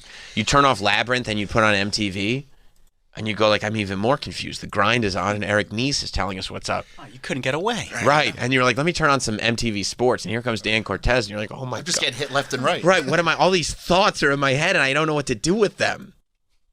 Yeah, there was a time in my life like this period. I used to go to this water park in near Allentown called Terry Hill Water Park, and the guy that owned it would walk around in a little bikini, and he loved like hanging out with kids. Oh God! He had a massive wad, and he would just hang out with him, walking around, and he'd be like kind of showing it off. Oh, you can't. And you're like, own a water park for kids and walk around in a Speedo with your meat in it. I think something may have happened. I hope so. I think so. Something bad. I think there was some problems. I hope. But I remember as a kid being there at the water park and being like, I'm so uncomfortable. This guy is just swinging his meat. You were uncomfortable? Yes. Oh, I'm sorry to hear that, dude. Oh, I'm so sorry to hear that. I'm getting hit left and right as a kid. Right. You went through it as a kid, I did. I went through the gauntlet. You did. No wonder you were so wild as in your adolescence. Yeah. You got very wild in your adolescence, and it's no wonder. Yeah, I mean, they're just everybody's putting their meat in your face. I know. I can only imagine. That didn't happen for me, but I can only imagine. Well, you're lucky. Water parks, movie theaters, TV, everywhere you turn. Everywhere I turn. TSA. Oh, now in the TSA. Everything is so genital centric. I know. It must be very triggering for you. Yeah, I just like. And then the way you spent a couple decades just wearing that thing out. Well, because I saw it, I'm like, well, everybody's got it. In my face, I'm going to use this thing. And you did. You used it up. Those days are over. I'm happily married. I know you are. Now this is all for one person. That's right. That's right. Whatever's left of it. Whatever's left. My lovely wife. This chewed up mangled noodle. Doesn't mean you can't watch Labyrinth. No. I mean, you talk about going through the ringer. That thing's gone through the ringer. Oh, by the way, we are celebrating a very special day. Speaking of you and your marital bliss and your life at home and your family. Mm-hmm. Check the calendar. What day is today? It's Toots Day. He's silly he's furry. His name is Mr. Toots. He's always happy and purry. That rascal, Mr. Toots.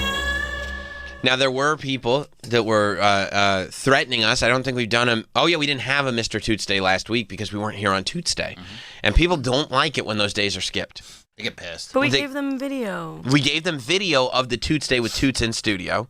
And I believe we even we posted a short with Toots, and it included him dancing to the Mr. Toots song. Which is, that's huge. Unfortunately, we had to not include the part of the video where Mr. Toots was dancing to Pitbull. That's a shame. Well, Mr. 305, Mr. Worldwide is also Mr. Litigious. Right, so he said no. He's coming after his scratch. Yeah, and I don't blame him. Yeah. You know, I don't blame him. But that's what people want to know after all this time. How is Mr. Toots doing? He's great. Yeah? Yeah. I guess we haven't heard since the 4th of July. Did you spend the 4th with him? I did. He went back. We came back we took him back from New York to Orlando. How was the trip? Great. Does he like to hear Buddy Dyer welcoming him back to Orlando? He perks up. He does? Yeah. Oh, wow. Yeah. In his spaceship? Yeah. Oh, wow. Yeah. Wow. So, yeah, he's, we gave him a bath. Oh, you did? Yeah. He looks really not thrilled. No, he's pissed. So, on the Mr. Toots, T-U-T-S, by the way, some people said this. M-I-S-T-E-R. M-I-S-T-E-R-T-U-T-S. That's his Instagram account. They said this. Don't you know how to spell Mr. Toots? T-O-O-T-S. I said, he's not Toots like he toots. It's Mr. Toots, and that's short for Tutiola, is his full name. Correct. And he's named after Detective Tutiola, which is the character portrayed by Ice-T on the hit show Law and Order. Mm-hmm. Right. So, Mr. Toots, I guess, got a bath, and he's, it's interesting, because he's so wet that you can see that he's a much smaller cat than you'd imagine. He's just skin and bones. He is. A lot of fur. So skinny. Yeah, thin. And that's weird because for as much silky mousse as he consumes, you'd expect that he was packing on the pounds a little bit, but no, it's hard to get him to gain weight. He's got great metabolism, I guess. Maybe. He probably sweats everything out. He does. He bakes in the sun. Through his belly furs, do you think? Yep. Yeah. How did he like the bath? Oh, he hates He doesn't like the bath. No, he's pissed. It looks like he acts like he's being tortured. What sounds does he make? Oh, I hate to hear that. Yeah. And then it's funny because it's this whole process. We go through this all the time. He's pissed off about getting the shower, getting the bath. And then he gets out, he runs, he hides under the chair outside. He starts feverishly licking himself, trying to put his furs back in order. Oh, because he likes his furs in a certain way. Yeah, so he's going nuts. And then I take him out front with his brush and I start brushing him in the sun. What does he think of that? Oh, he loves that. He does, especially in the sun. In the sun, and I start untangling him. Sure. And then he's just this big fluffy cat. Right. And then he's so happy. He feels better. He feels great. Right. He doesn't realize how greasy and dirty he was. Right. How much he needed the bath. He needed it. Right. Yeah. Right. In the moment, he hated it. Yeah. But long term, he's happy about it. Very happy. And now he's back to being fluffy and light. Yep. That's fun. Mm-hmm. That's fun. Yeah. What has he been doing for leisure? Lounging. Okay. Enjoying his churro stick. He likes churro sticks? Yeah, with his hard-boiled egg. Oh, wow. Okay, chopped up. We learned that in studio. We never knew that. We thought he was eating it full. I mean, how is a little cat going to eat a full hard-boiled egg? I thought in my mind he was taking little tiny cute bites. No, he doesn't like to chew that much. He doesn't? No. And so you guys take that off his plate. Yeah, I mean, remember the knife that he brought in? Oh yeah, I mean Serious knife. Yeah, it was a ginsu. Yeah, you have to make sure it's pureed. You do, because he doesn't like to chew. He doesn't like. So to why chew. force him to chew? Right. He's a special boy. Yes. Yeah. Yeah. That's great. What did he think of the fireworks? He doesn't care. He doesn't. No. You think he maybe doesn't hear them? I think he does. You do? Yeah, I think he hears. Yeah. Just doesn't care. I can talk to him on the Ring camera and his ears perk up. Oh, he likes that. Yeah. He likes that. So he does hear. Does he ever get disappointed, though, when you talk to him on the Ring cam that you're not inside? Well, he kind of looks around where the hell is that coming from? Right. I get that, because cats don't know about What ring is this cams. voodoo? Yeah. Right. Because I think most cats, the most that they know is the Shark Tank episode, and they said no to Ring Cam on Shark Tank. We'll see if he's on Ring right now. So they're going what? Right. This product doesn't even exist. It's dead. It's a dog. Yeah. It's a dog with fleas. You need to take it out back and shoot it, is what they said. Oh, there he is. You want to see if we see him? You want to see if we can do it? Yeah. Okay, I'll check him over so you can see. Sure. Go over. Sure. Lift that mic up for me. Yeah.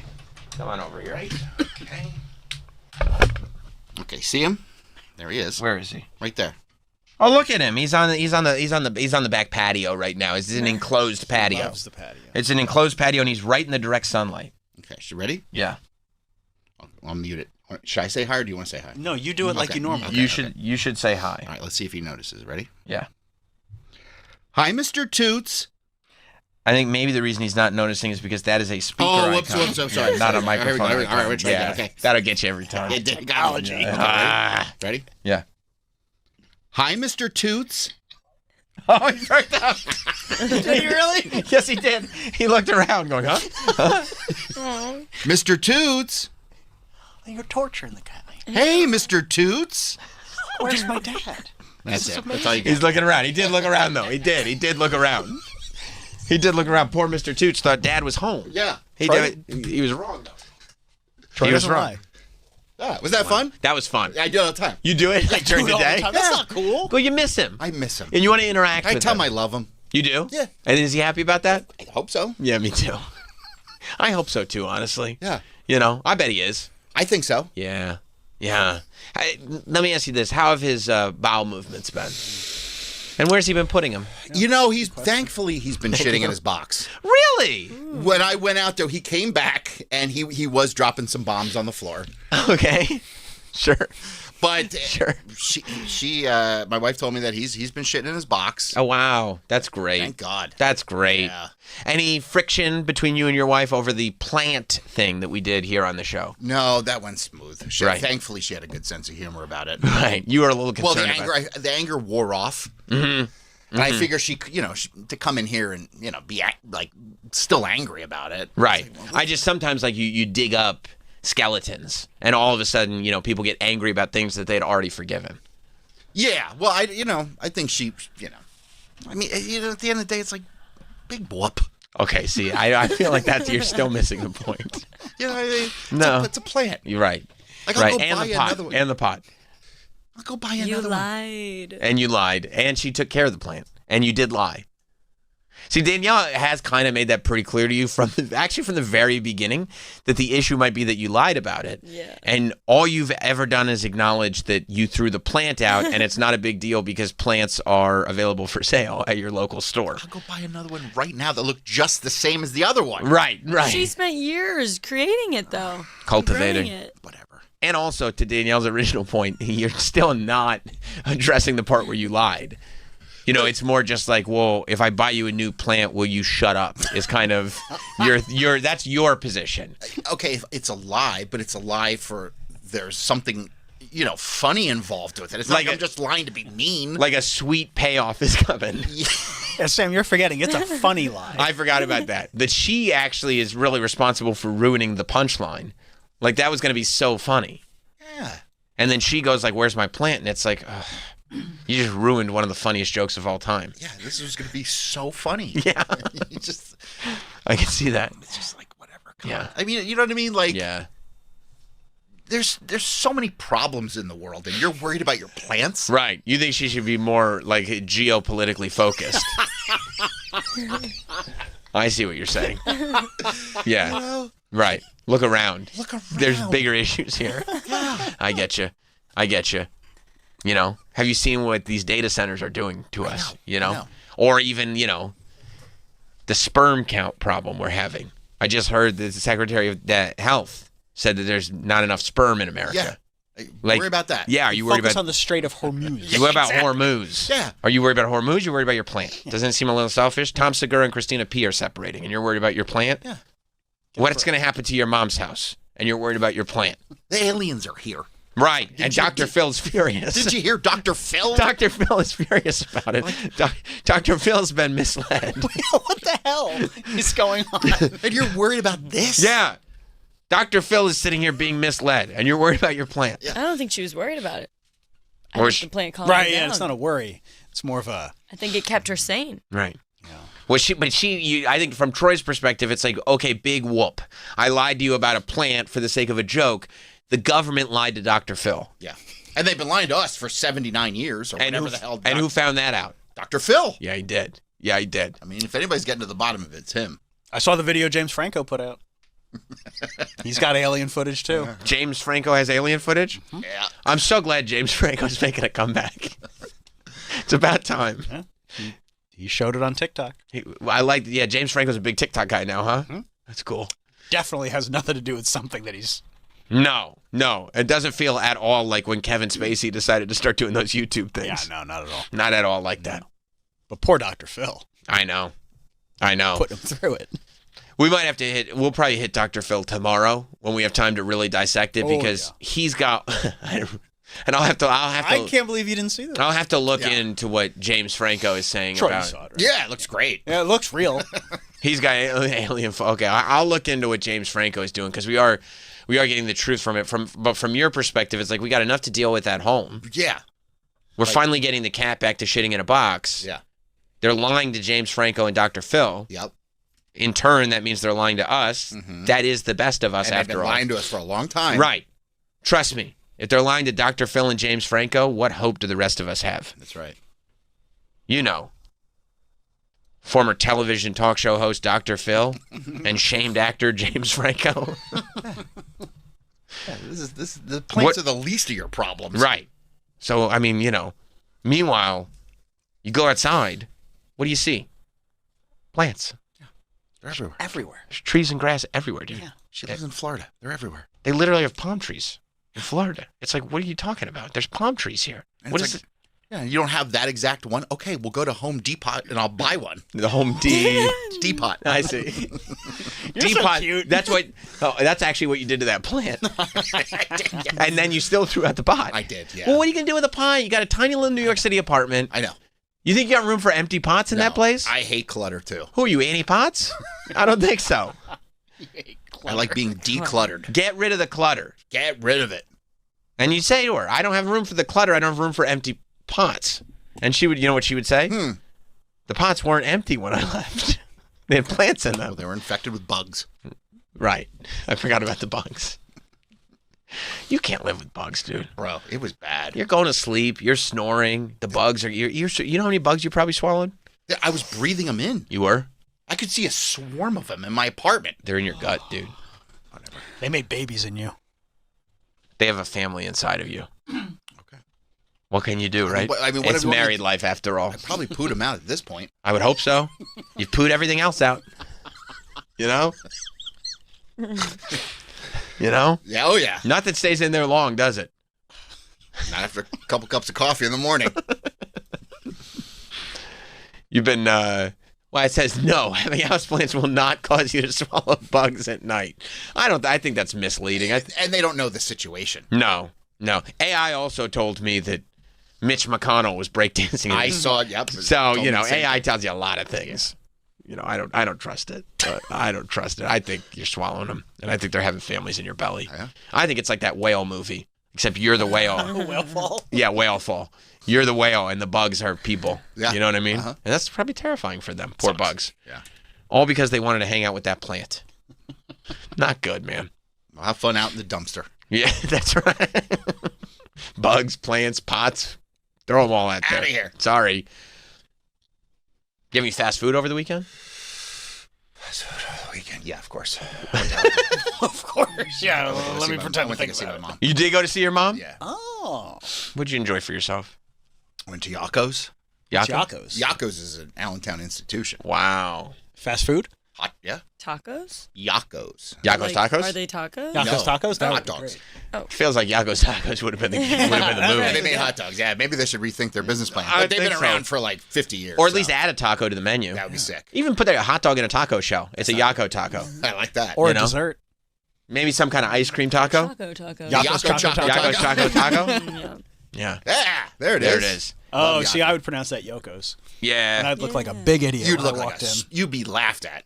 Would they laugh me out of They the would. establishment? Get the fuck out of here, you jerk off. Yeah. Oh, those are big hot dogs. What, did you just have one of them? They're like big hot dog with all kinds of onions and stuff all over them. I wouldn't say big. Well, I mean, it looks like a pretty hefty dog, Oh, you they know. got crinkle cuts? Oh, yeah. Ooh. Pierogies. Oh. Mrs. T's pierogies. Onion rings? Is that where she's been? Oh, she's been that close. Right around. Oh, I'll tell you this though. Always the last place you look. You know what? It really is. It really is. That would be great. After all this time. Well, gee golly, always the last place you look. So you just had the one hot dog? I had 3. Oh. And some pierogies. And some pierogies? Yeah. Pierogi was the side? Yeah. So you didn't have fries? No. I had no fries, just pierogies. Wow. How many pierogies? 3. Oh, 3 and 3. 3 and 3. And a large cherry Coke. So do they call that the Jordan, the double 3-peat? And you got a large cherry Coke? Yeah. How did that hit? So good. That's the place I get cherry Coke from. They have the best cherry Coke? Yeah. They don't make it in a fountain. Like they just have like a fountain. They don't make it like a syrup. No. But it's like. But it's good. They mix it right. Yes. Yeah.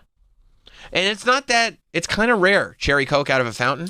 Yeah, and I don't have it much, but for some reason I've been doing that forever, and it just seems like it works right. Yeah. 3 pierogies, 3 dogs, and a cherry Coke. Yeah. That must have sat well. Oh, that's so good.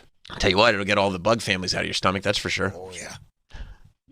Well, look, we got to take a break because we have, speaking of fast food, one of the goats is coming in. Our friend Gary He is back. You remember Gary He? He was in. You right there? I'm just excited about Gary. Oh, I get that.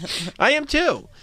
Gary He wrote the McAtlas. We had him in a few months back when the McAtlas first came out. Of course, it won what? Two James Beard awards? 2 James Beard. That's insane. But the second edition is out with bonus content. McDonald's has been all over the news. There's a lot to talk to Gary He about, so we're going to catch up with him after this. Is this the end of Toots Day? This would be the end of Toots Day. It's Toots Day. He's silly and he's furry. His name is Mr. Toots. He's always happy and purry. That rascal, Mr. Toots. The Bonfire with Big J. Okerson and Robert Kelly. Just aging gracefully. I know. I understand it. That's the problem is they don't want to get old. It's like Sean Connery got better looking as he got older. I get it. Believe me, I get it. I've had these conversations where I'm like, is there a time where I go like, these jeans are a little young for me? Like, I don't know. Yeah, it was 4 years ago. Probably. The Bonfire, weeknights at 5 p.m. Eastern on Faction Talk or anytime on the SiriusXM app. It's that time of year when Radio Classics feels a certain seasonal spirit. We're not going to start before Christmas. Oh, but sweetheart. So all this week, it's Christmas in July. We don't have to wait till Christmas. Radio Classics plays your favorite shows from Yuletides gone by. Well, Merry Christmas to you. Christmas in July is happening now. Be sure to dress warm now. Warm? On Radio Classics, Channel 148, and the SiriusXM app. If watching TV has gotten way too complicated for you, then here's some good news. You can say goodbye to a million different subscriptions, wasting money, and endless searching for something to watch. And say hello to Philo, a better way to TV. Philo's the only streaming service that keeps you in mind, making TV easy and affordable without sacrificing quality or the channels you love. With Philo, there's a package that's right for you. Whether you're looking for the best live TV on more than 70 channels with a huge library of movies and shows and an unlimited DVR, or you're looking to upgrade your experience with Philo's bundle, unlocking access to even more blockbuster films and top-rated shows on HBO Max Basic with ads, Discovery Plus, and AMC Plus. Whatever you choose, with Philo, you're getting great TV for an even better price. Find out more at philo.tv. Subscriptions auto-renew, cancel anytime, see philo.tv for more. Looking for a little extra fun? Chumba Casino lets you play for free with daily login rewards and a cheeky little welcome bonus when you sign up. Explore hundreds of online social casino games and jump in whenever it works for you. No routines, no pressure, just entertainment on your terms. That's Chumba. Only available in permitted states. No purchase necessary. See terms and conditions for details. VGW Group. Void where prohibited by law. 21+. Business owners, have you ever stopped to consider what your life's work might be worth?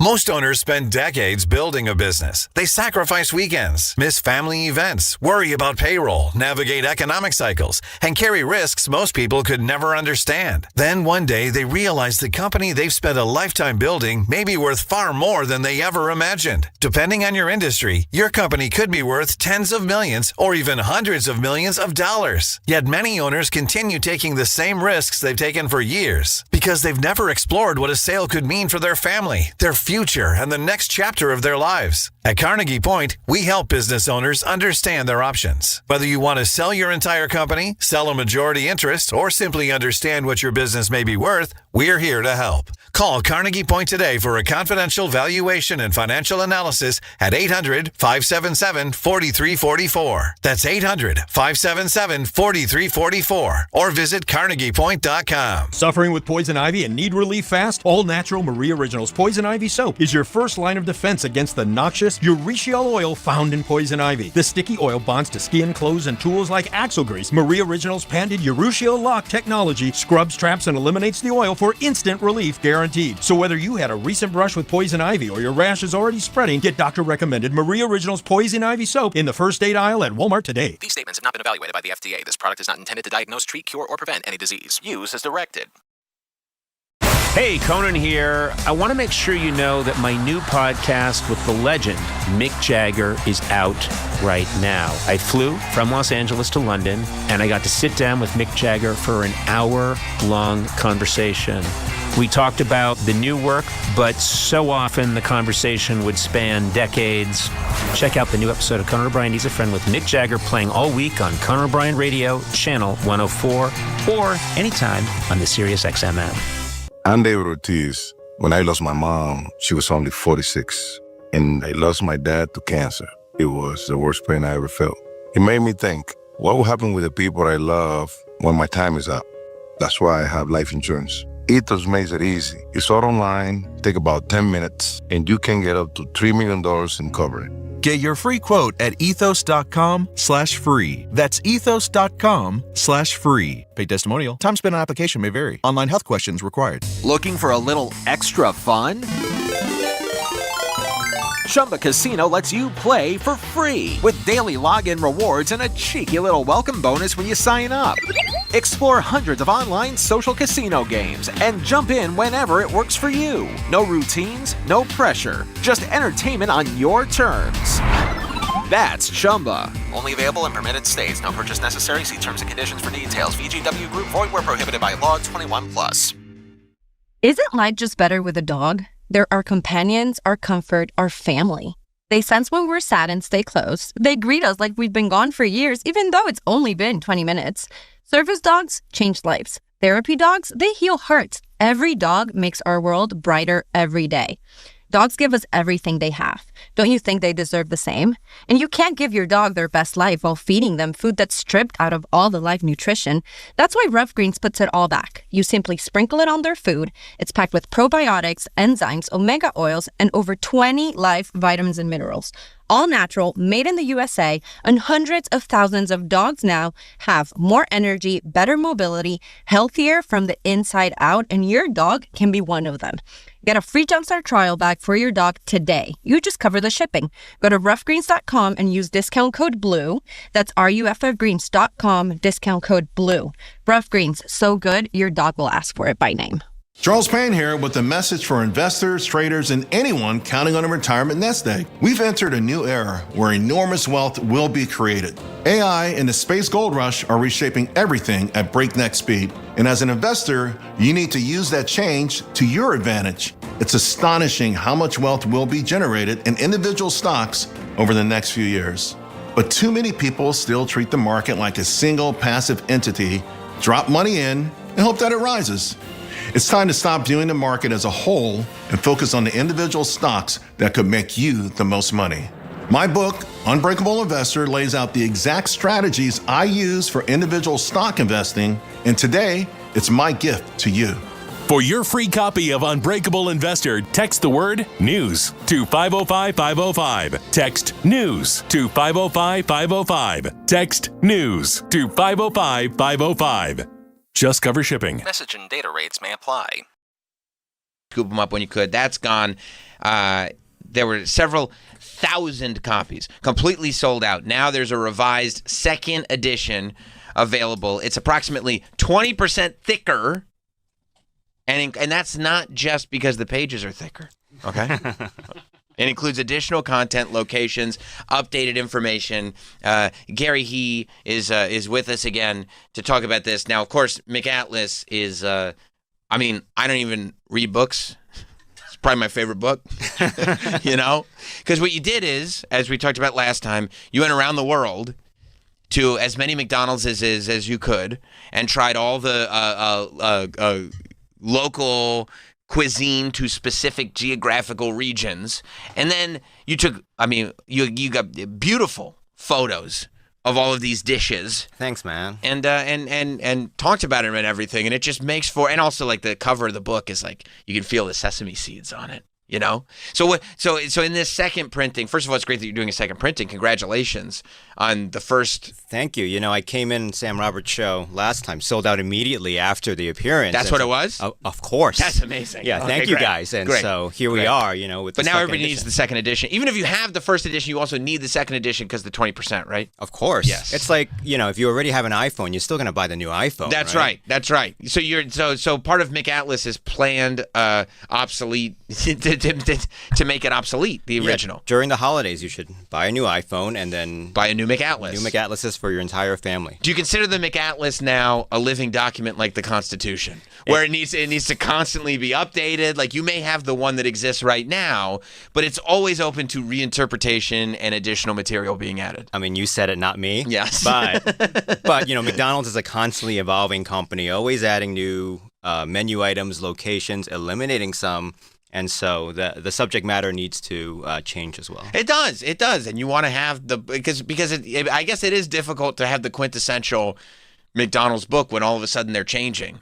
Yeah, there's still locations that I am dying to get to that are difficult to get to. And like what? They're like the highest elevation one in Tibet.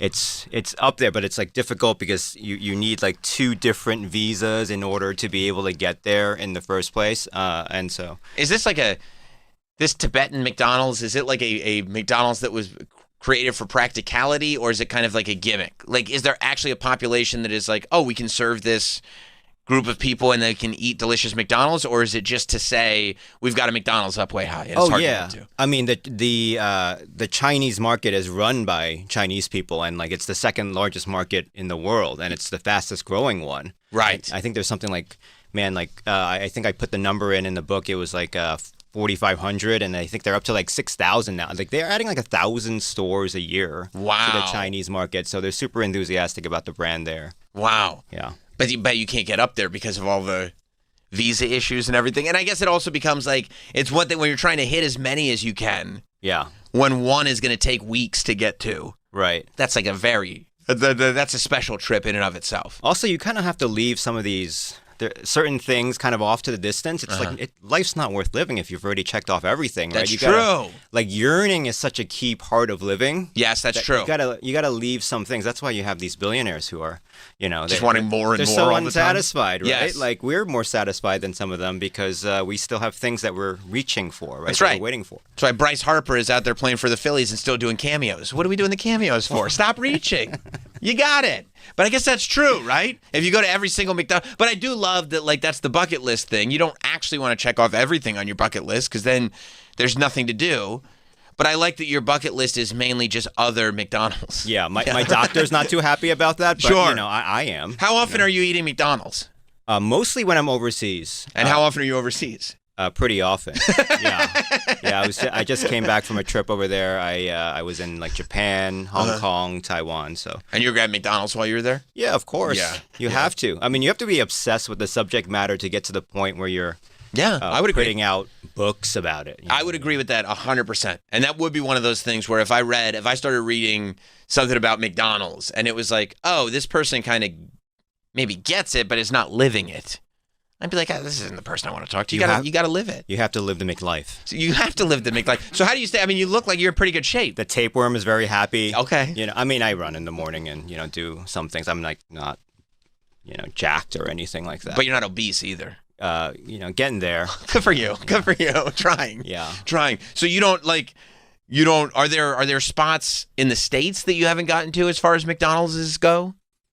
There is a Quarter Pounder statue. I believe it's in South Dakota. Oh. Yeah.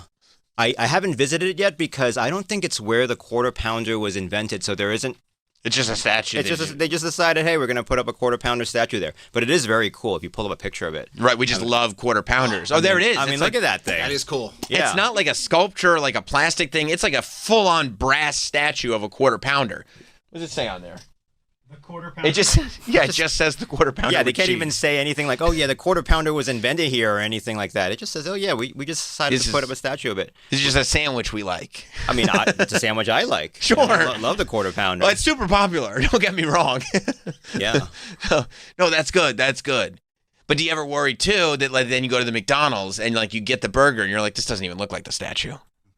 I mean, that happens all the time. Yeah. I mean, that's sort of why I photograph the items myself. I found value in that because, food advertising, they have tweezers, they have blow dryers melting the cheese and everything like that. Oh my and I feel like people want to see what it looks like when you get it. And so I bought the items myself. Didn't even involve the company. Right. And then photographed them on the floor of my hotel room. I mean, this is going to make people very, very jealous, but I was once on a KFC commercial shoot location. And not the actor part, the food part. That's true.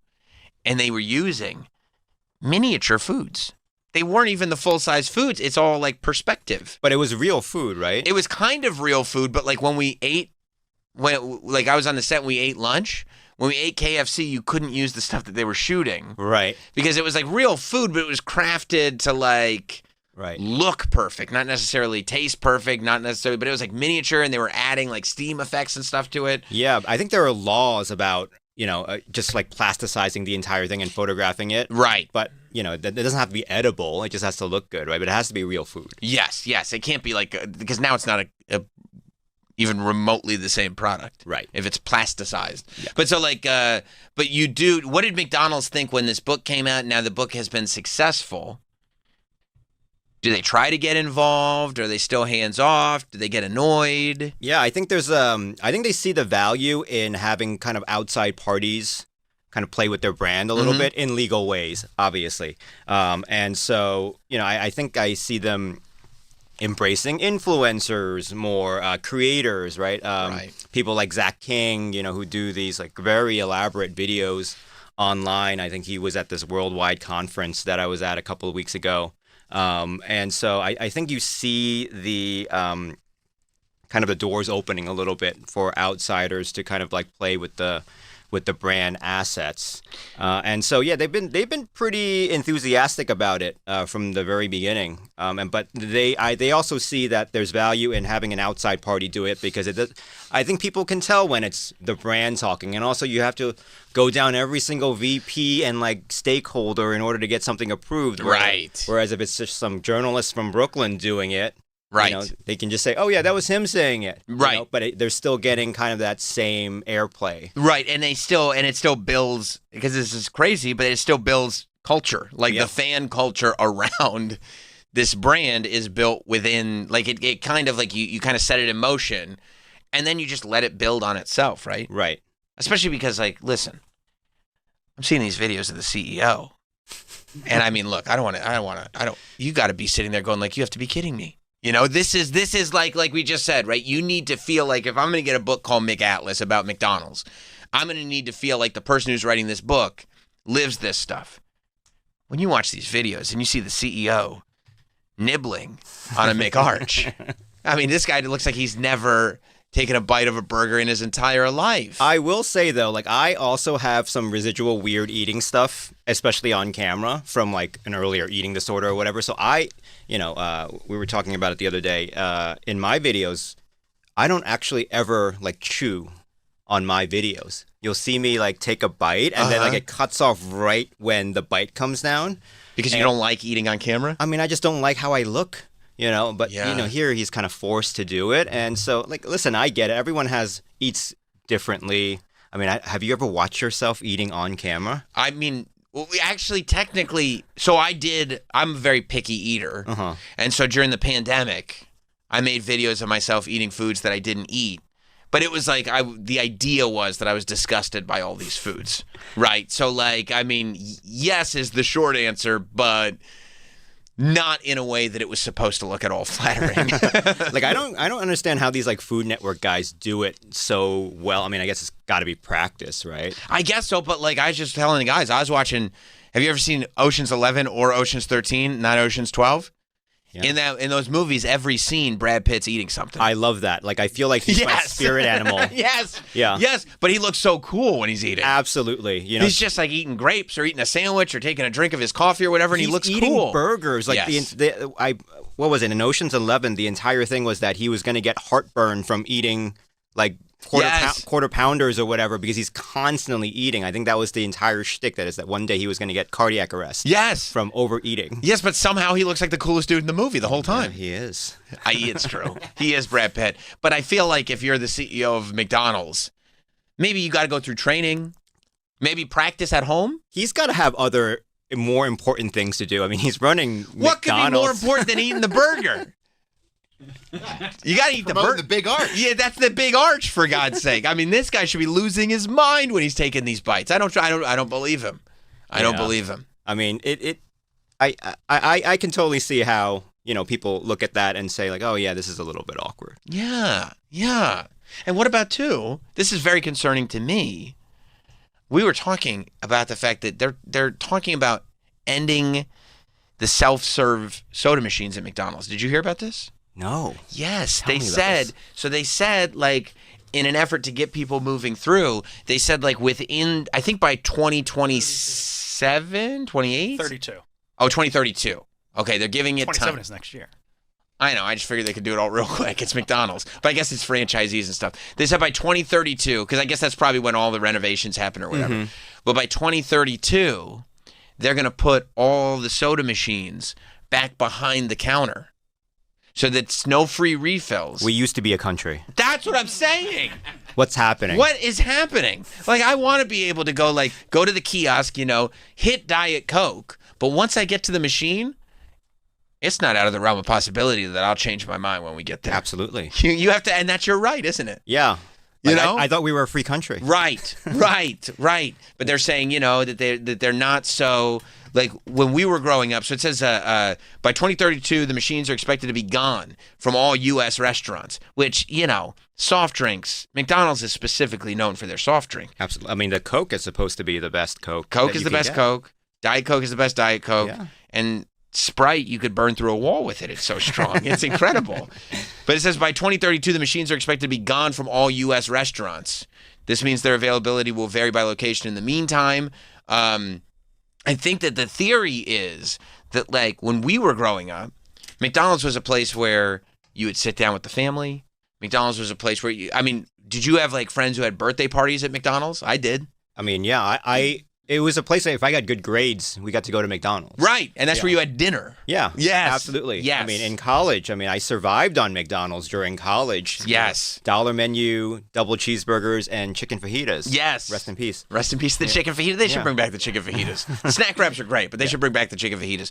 But I think that the theory is that they're trying to move it even more towards come get your food, leave. Come, like, keep that cycle moving, as opposed to encouraging people to sit down and take their time. And that's why it's like, nope, here's your drink. It's already full. Keep moving. Yeah, I mean, I see the problem with it, but also I feel like they respond to trends, right? So if they see Americans, I think most of their business is drive-through. That's what they said. Takeout and delivery That's now. what they said. They said they it's like, see the numbers, yes. so there's kind of no point. But that's what makes it so frustrating, right? You're like, as an individual, you're like, oh my God. I mean, I live by this self-serve machine. Right. But the reality is they're like, here's the hard numbers. Like most people don't ever use it. And so it ends up being a maintenance problem or, you know, people that come in who haven't bought anything, you know, drink some Coke. Look, I feel like we should give them Coke. I am going to let them drink Coke. Yeah. You know? Let them have it. Yeah. While we can still do it, this is one of my moves, is you go, right? And you go, and if you're going to run errands, you go to the McDonald's by your place, and you get your McDonald's first, and you fill your large cup. and then you drink the cup while you're running your errands, and then on the way back home, you just walk right back into the McDonald's, fill it up again, and then go home. You got 2. Man, I thought Sirius was paying you better. No. It's look, more. You got, No, I get it. I'm just You kidding. have to reach. You have to achieve, Listen, I think, we got a presidential election coming up in like 3 years, so I think this is something that we can still change, right? Yes. Like, I think this is a platform item. Absolutely that if right. someone runs on self-serve, keeping the McDonald's self-serve soda machines, yes, like we can do this as a country. I think you're right. What do you think of the new recipe change on the chicken strips? Because I don't know if you've tried them yet, but they're crispier now. They brought back the chicken strip, the Mick chicken strip, whatever. And it was like, okay, now they've changed the breading on it so that it's significantly crispier. Yeah, I mean, like, let me tell you. So I was in early June. There's this thing every 2 years. There's this thing called the McDonald's Worldwide Convention, where all the franchisees and suppliers kind of gather. And they finally invited me this time. They've rejected me so many times in the past because you don't get to go as a fan. No, of course not. And you don't have a franchise. No. And so this time they said, "Oh yeah, the book's cool. Like, come by, bring some books, whatever." And so I said, "Cool." I showed up, and so one of the things they had there was an even more advanced chicken strip. What? Yeah. It's like, but it's like bone in. What? Yeah, they basically brought it. They were basically showing franchisees like what they were already doing in like Malaysia and China. And it's like dark meat, bone-in chicken. What? That's like extra, like hand breaded, like in the shop. But it's like a strip? No. It's like this is a piece of chicken. So I'm saying like you're stressing out about this like advancement in chicken strips. Right. I'm saying like you look 5-10 years down the road, your world might be rocked even further. Oh my gosh. Do you feel like do you ever? Oh, is this? Oh, there it is. Hand breaded chicken at McDonald's Worldwide. Yeah. So they might put in hand breaded chicken at a McDonald's? I mean, I don't think they're going to do it in the U.S., but maybe it's on the table. You never know, right? It's an exciting company. They can do anything. You're excited by McDonald's? Yeah, absolutely. Yeah. Because you know what it is? It's like I think McDonald's used to be like this, channel where like Americana got sent around the world, and this is all in the book, by the way. Yes. But now McAtlas. Yeah. Yes. But now it's in so many countries, and it's successful in so many countries that you have, like a French item like macarons being sent around the world. And these are not even American. Do they call them macaroons? No. That would be the move. Missed opportunity. That would be the move. Like, don't give them anything for free. I know. I got to get a branding job. Yeah, you got to get a consult fee or something like that. Can you believe I just thought of that just like that? You're Have you ever seen anything like that before? They should give you a radio show. I know, right?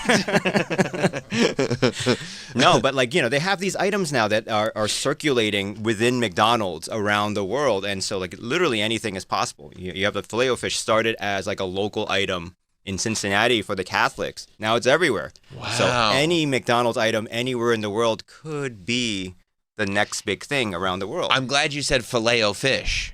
Yeah. Because I got into it. It was talk about, we had a big argument earlier today about whether Madonna could have put Don't Cry For Me Argentina on a regular Madonna album, which of course she could not. But I don't want to get back into it because it got very tense. The last time it was that tense is when Nate Bargatze was in here. And people are all like, they want to get political. I said, you have no idea the argument I had with him. He said it's Filet-O-Fish. What?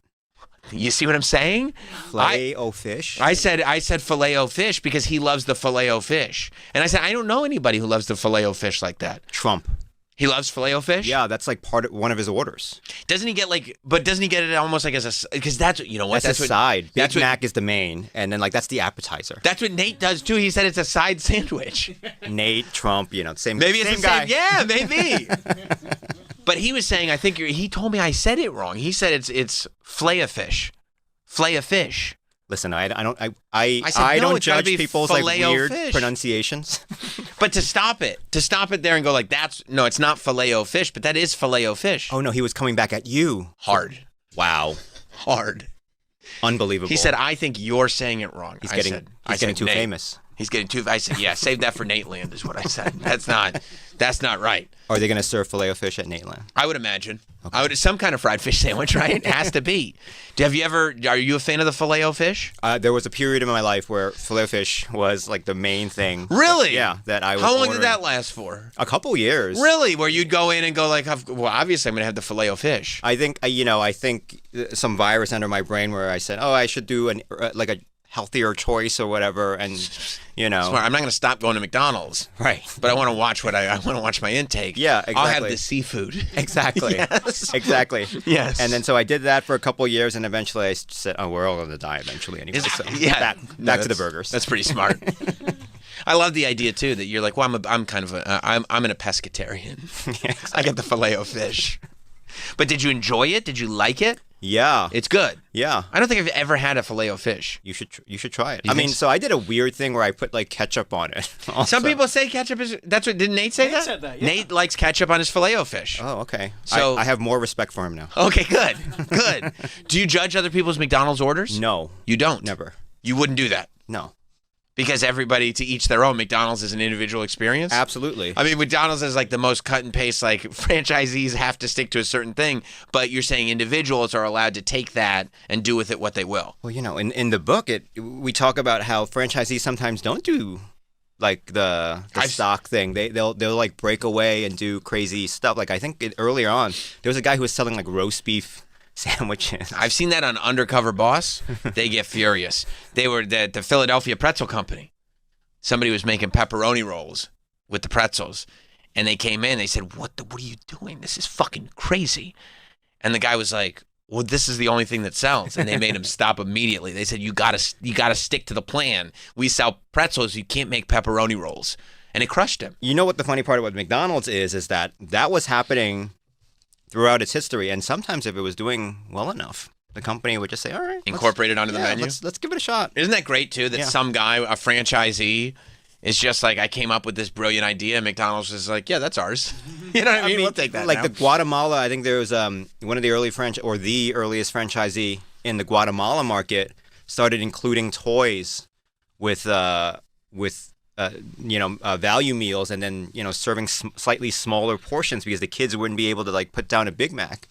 And so a couple of years later, Happy Meals. That's crazy. Became a thing. A franchisee in Guatemala, like the first Guatemalan franchisee. Yeah, his wife came up with that idea. She was just buying toys from like the local market and just having them on hand to give to kids. That's nuts. Yeah. That's crazy. So stuff like that has happened in various places, and then the company just kind of integrates it. I feel like they could make like a Hulu movie or something out of that. Yeah. The franchisee that invented the Happy Meal? You don't have to get that cleared from corporate. You can just put something on the menu?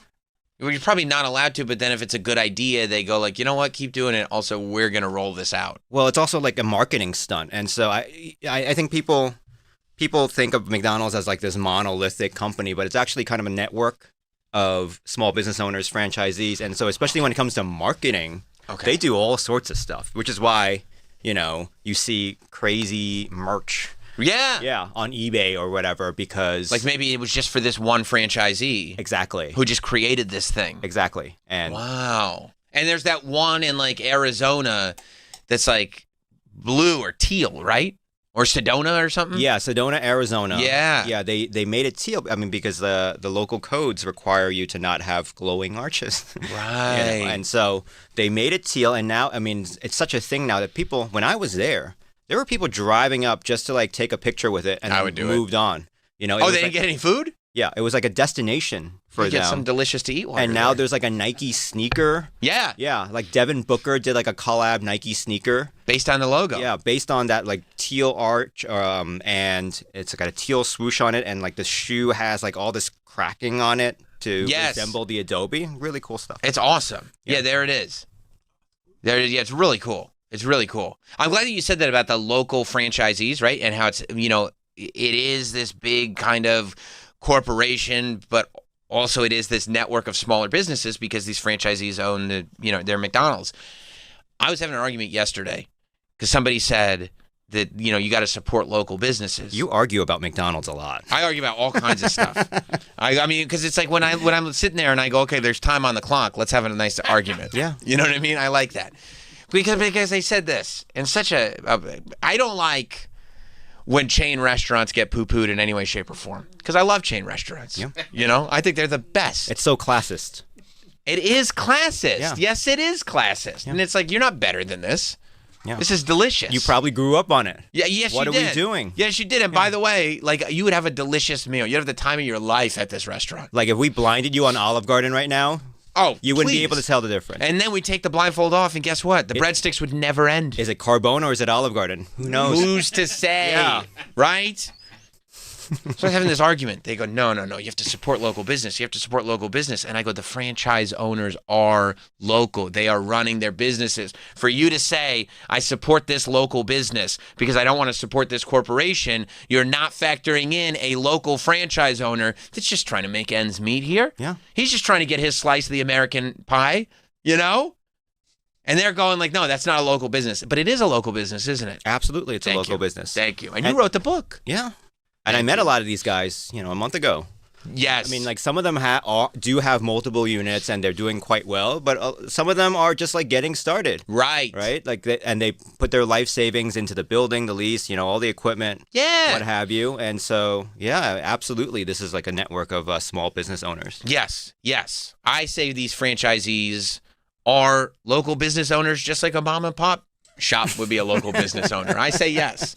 I say absolutely yes. And that's why I feel good about going to these fast food places, because I go, I'm supporting a local business here. Every day. Yeah. It's a franchise owner that I'm supporting.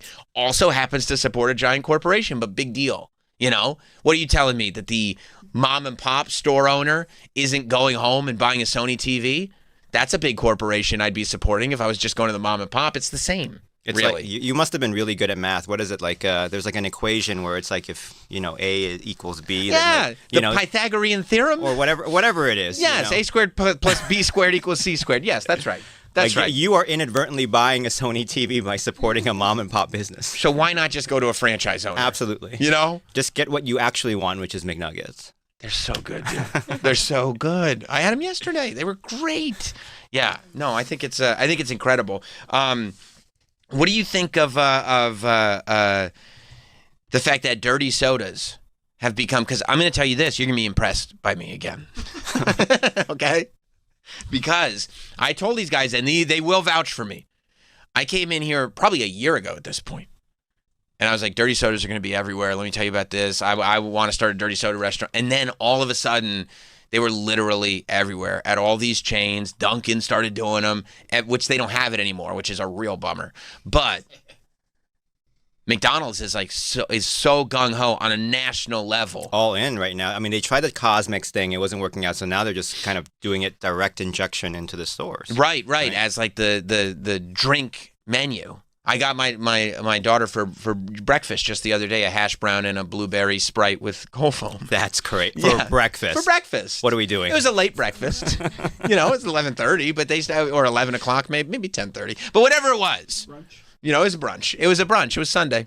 You ever stand in, as like a tangent, you ever stand in line for like a black coffee at Starbucks at 8 a.m. and like some dude in front of you is ordering a Frappuccino? You can't believe it. Like, what are we doing? You can't believe it. We're doing a Frappuccino. You shouldn't hear, first thing in the morning when you hear the whipped cream sound, you're like, what do we... I need black coffee. Yeah, exactly. Black coffee. I don't need a milkshake to start things. Madness. But is the drink menu part of the exploration here? You know what? I wish I could say it was, and I do try it here and there, but I feel like it's for a younger generation. I'm like too unk. You've aged out. Yeah. You've aged out of the dirty sodas. I feel like it's definitely for like Gen Z, because you look at some of these products, and they had them on display at this convention. These new ones that they're definitely going to roll out, or maybe have already rolled out. This is how so disconnected I am with these sodas. I would be so excited to see the sodas at this convention. There was like a blue one with like whipped cream on top, and that might be the Sprite. Yeah, that might be the blueberry. That was what my 7-year-old had for breakfast. No, but there's like Red Bull in it also. Oh, I didn't give it Red Bull. Yeah, yeah, I didn't. And I just said, this is I did crazy. read that though. That like for the first time, that was a big deal. I saw that on one of my accounts I follow. That McDonald's, who have only ever had Coke products, is going to start stocking Red Bull so they can pour energy drinks into the mixed, into the dirty sodas and mixed drinks that they have. Yeah, I don't know if they're already doing it or thinking about doing it. Yeah. But yeah, like I said, I think it's for a younger generation. I am definitely way too unk to be appreciating these things. I mean, you have a daughter, so maybe you have a better connection with that generation. I love soda. Uh-huh. Here's the thing about me. It's my favorite food. So like I try to like stay up on what's going on in the soda world. But what's wrong with a Coke Heavy? I love Coke. Yeah. I love Coke. I love it all. It's perfect. So like we don't need to change it. I mean, I'm with you, but if that were the case, we'd still be 13 colonies. Yeah, what? You know what I mean? But you're cheating on the Coke. Well, no, it's because I'll tell you, okay? Because it is a much more. It's not really as much of a beverage to get with a meal. To get a dirty soda with a meal is insanity because there's so much going on. Yeah, you know what I mean. But sometimes it's like, you know what? Middle of the afternoon, a little pick me up. Because do you know how they started at all? Like how it became a thing? Yeah. But, right? Aren't they like? Isn't it a competition with Starbucks or something like that? No. I mean, dirty sodas in general. No. Tell me. Mormons. What? Yes. This is an educational show now. Dog. In Utah, there is a whole thing. You got to go to Utah. Can I steal your concept for your book and do it about sodas? Yeah. Thanks. Do it. Thank you. I appreciate that. Troy, can you mark that clip just for legal purposes? Got it. Thank you. So Mormons. Say more. Okay. So these Mormons, they can't. They're technically not supposed to drink caffeine, but apparently this caffeine in soda doesn't count at all. Okay. Okay. So they can't do alcohol. They can't do coffee. I don't even think they can do tea, but they can do soda. They let them. The Mormons have decided soda is okay. So what they did is, so they go soda crazy in Utah. They love soda to the point where there are drive-through chains that only do soda. Like there's no food on the menu. It's just soda. And they go through and they'll go like, first thing in the morning, they'll start the day at the soda drive-through with a 40-ounce cup of soda, like whatever they like. And then they started like to spice it up the same way Starbucks started doing with coffee, where it's like, put a little cream in it, now we got vanilla flavor, now we got hazelnut, now we got this. They started making dirty sodas where they would put soda and coffee creamer and some kind of fruit syrup in it, and everybody would have their own concoctions. And it became this cultural thing where everybody in Utah and all the Mormons, they were all going crazy for it. This is wild. Right. This is the Mormonization of America. So then the show comes on, The Secret Lives of Mormon Wives. And to your point, a younger generation goes crazy for this show. They love The Secret Lives of Mormon Wives. And I don't watch the show, but apparently a huge part of the show is all these ladies going out for their dirty sodas. And so all of a sudden, people started going, I want to hear more about it. I want to hear more about it. Now they're on TikTok, and they're coming up with new recipes for dirty sodas. You put this and that and this. You put your coffee creamer in Dr. Pepper, and then put whipped cream on top and a cherry, and throw this in there. And like some of it is a little more beachy. Some of it's a little sweeter. Some of it's a little this. And it just keeps building and building and building until all these chains start to realize like, oh, we got to get on board with this because everybody's showing up for it now. And it's spread across the nation like crazy. There's definitely going to be a Sam Roberts section in McAtlas 3. Yeah. about dirty sodas. Yeah. Maybe instead of stealing your idea, yeah. I'll be your soda correspondent. Yeah, because I'm fascinated by the whole thing because I started looking into it and then I started seeing it pop up everywhere and stuff. Your kid is obsessed with it. And the kids love it. Well, I started making them at home just to like figure out what this was all about. It was more of like experimentation. You're trying to stay hip. Well, I'm trying to stay hip, but also like if these are really that great, maybe this is something I want to enjoy in my life. And you're so in. And I'm in. Wow. I'm in. Like they do the Dr. Pepper at McDonald's now. It's like so insanely sweet. Like I said, I would never consider it with like, okay, I'll get a meal and this dirty Dr. Pepper that they have. Because it's like Dr. Pepper, and then they put vanilla syrup in it. So it makes it even sweeter. And then they put cold foam on top of it, like a lot of cold foam. My teeth hurt. Yeah. Hearing about this. So then it goes down super smooth. And what's crazy is because the cold foam makes it smooth. And the vanilla makes it even sweeter. And like you're sitting there and you think you'll just sip it or whatever. And I mean, like you get a whole diabetic size large. And it's done in 2 minutes. How do you sleep? You don't, I guess. I don't know. But it's a wild thing. I mean, you know what? It sounds like something I would have really enjoyed when I was like 25. Right. You know? So I get it. Yes. I get it. Yes. And so I'm going to look into it more. And something like, there are a lot of ladies who like, it's like, you know what? Let's go treat ourselves. You know, when like that energy, they'll go, they get a dirty soda. You know, and I think that's where they're trying to figure out exactly where the market is to fine tune it. But yeah, I mean, they're saying the kids are drinking less. Can we blame dirty sodas for this? I don't know. I think so. I think so. If I didn't know are the kids drinking less alcohol? Apparently, that's right? Good. Like by a significant margin. But they're all getting very fat. So I mean, they have really good metabolism. So I don't know. I mean, that like they're the perfect age. Maybe it's the dirty sodas. Yeah. Or they all moved over to weed.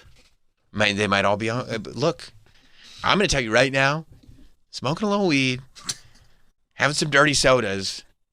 I'm not really going to chastise anybody for that evening. The world is changing. I'm scared. You are. You don't like change. Yeah. You like things to be a certain way. That's the McDonald's way, right? Yeah. Yeah. No, I mean, I really don't think that this is going anywhere. The dirty soda thing. Like, I think this is kind of it, you know? In 2 to 4 years, if it's still going, third edition. Absolutely. Yeah. We're going to have like a poll quote from Sam Roberts about dirty sodas. I love that. Yeah. I love that. And now you're up on it. And you are, dude. You are going to have to start going to different McDonald's and trying, I'll bet, in other parts of the country, in other parts of the world, they'll have different drink concoctions. It's a lot. I got to bring my insulin. You'll have to. You'll have to. It's a lot on your plate. You're gonna have to get it like sifters or whatever. You know what I mean? Exactly. Just a tasting menu. Yeah. Actually, I think they did a tasting menu when they put out all their summer drinks. They had you could get like a plate. A flight? A flight. What? There were spots that had a flight because they put out all those. No. Yes. They put out all those summer drinks and they had a flight. You know what? They looked pretty good. Yeah. Those summer drinks. Yeah. Like, I get it. And it's also like so grammable. It's so colorful. Yes. Because, the burgers never come to you in a very grammable way because they got to make them so fast. The drinks, though. Right. They're all neon. Yeah. It's amazing. Yeah. And they do look like the photo. Like they get that. They Absolutely. Are. Yeah. Yeah. They'll light up the night sky. I totally get it. And I think they're also always going for viral. I mean, I think they loved when they were doing the Grimace shake and all the kids on TikTok were pretending it was killing everybody. That was inadvertent too, right? Like the advertising agency that put that together, they were super surprised that was happening. I wonder if the advertising agencies get scared that they're like, "This is our plan," and then the much more successful thing is the thing that happens organically. I mean, they love that. I think they were scared initially. Yeah. But then they check with the lawyers and all that stuff. And it's clearly a goof. Yeah, clearly. And so then they just kind of let people run with it and even kind of like reference it in. They had their own posts. Yeah. That had Grimace referencing it and it's speaking in a really like kind of tripped out way. Yeah. Which is great, right? Because like the culture doesn't start with the corporation. It always starts like in like a bootleg type of way on the streets. And that's how it trickles back into like the main corporate cycle. Yes. Yeah, and they have to figure out how to bring that into the corporate cycle without ruining it. Yeah. Right? Without making it feel like, oh, we're taking it and now you can't. Yeah. Yeah, and I think they did a good job with it. With the Grimace thing? Yeah, with the it Grimace was really good. Stuff. And now the Grimace shake is now everywhere. Is it? Around the world, yeah. Like they are, I mean, in limited time offers. But like they just it just pops up from place to place? It's not just U.S., which is like weird because I thought about it and did these other countries grow up with Grimace, or did they just see the Grimace shake stuff on TikTok, the internet? Yeah. And then now they're enthusiastic about it because it's dropping in the country. You fuck with the Shamrock Shake? Yeah. Nice. Yeah. Me too. Absolutely. Me too. Jonathan in Connecticut. What's up, Jonathan? Hey, what's up, guys? So I live in, I've always heard this. I live right next to it. The McDonald's on 95 on Stanford, Connecticut, is the busiest McDonald's. I just wanted to know if you've heard that, if that's true, because I've always heard that for years. Like the one, like is it a inside a rest on stop? The rest stop, on the rest stop on 95 in Stanford. Maybe in the U.S. Worldwide, the busiest McDonald's are there is a Liverpool Street station in London, and then Admiralty Station in Hong Kong, and then the Hong Kong airport. I think those are the busiest. The busiest. They're like, that's wild that none of them are standalone. Yeah, I mean, you know what I'm saying? Like there's a lot of foot traffic, so I can totally see, because there's also in Connecticut there's that one McDonald's that always has like a $20 Big Mac combo meal. They went viral for that. I didn't know. I never seen it. Yeah, it's like the most expensive Big Mac meal. Why is it so expensive? What is so great about it? I mean, I think they just price it at that. They just say it's $20? Yeah. Oh, and people are just like, well, I want Well, if you need McDonald's and it's in the spot, it's like the McDonald's that I go to by Dorney Park.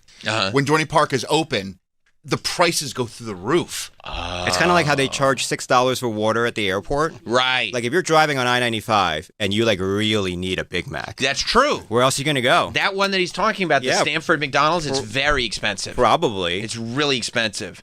Oh, yeah, there it is. The combo meal. Look at that. The quarter pounder with cheese. That's yours. You love that quarter pounder. $17.99. Wow. Quarter pounder with cheese and bacon is $18.99. Yeah. And the Big Mac is $17.59. We printed too much free money, guys. It's crazy. It's crazy. I mean, and how do you keep it? By the way, you could go to Applebee's and get unlimited boneless wings for like the same price. Yeah. It's a lot of boneless wings. You got to be careful.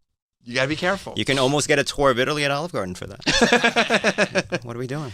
Do you like any other chains or just McDonald's? Olive Garden. You love Olive Garden because you brought up Olive Garden a few times. Yo, I love. You know, it's so funny. I actually reached out to them about like, oh, hey, can I like muck around in your archives and like figure out a book I can do? Yeah. About Olive Garden. They were like, no, you're good. Like, you know, we're too busy. But you know, I ate so much Olive Garden. I was doing a little bit of work for Panda Express a couple of years ago. What kind of work? Like photography. I was like documenting their operations around the country, like finding people who like Panda Express.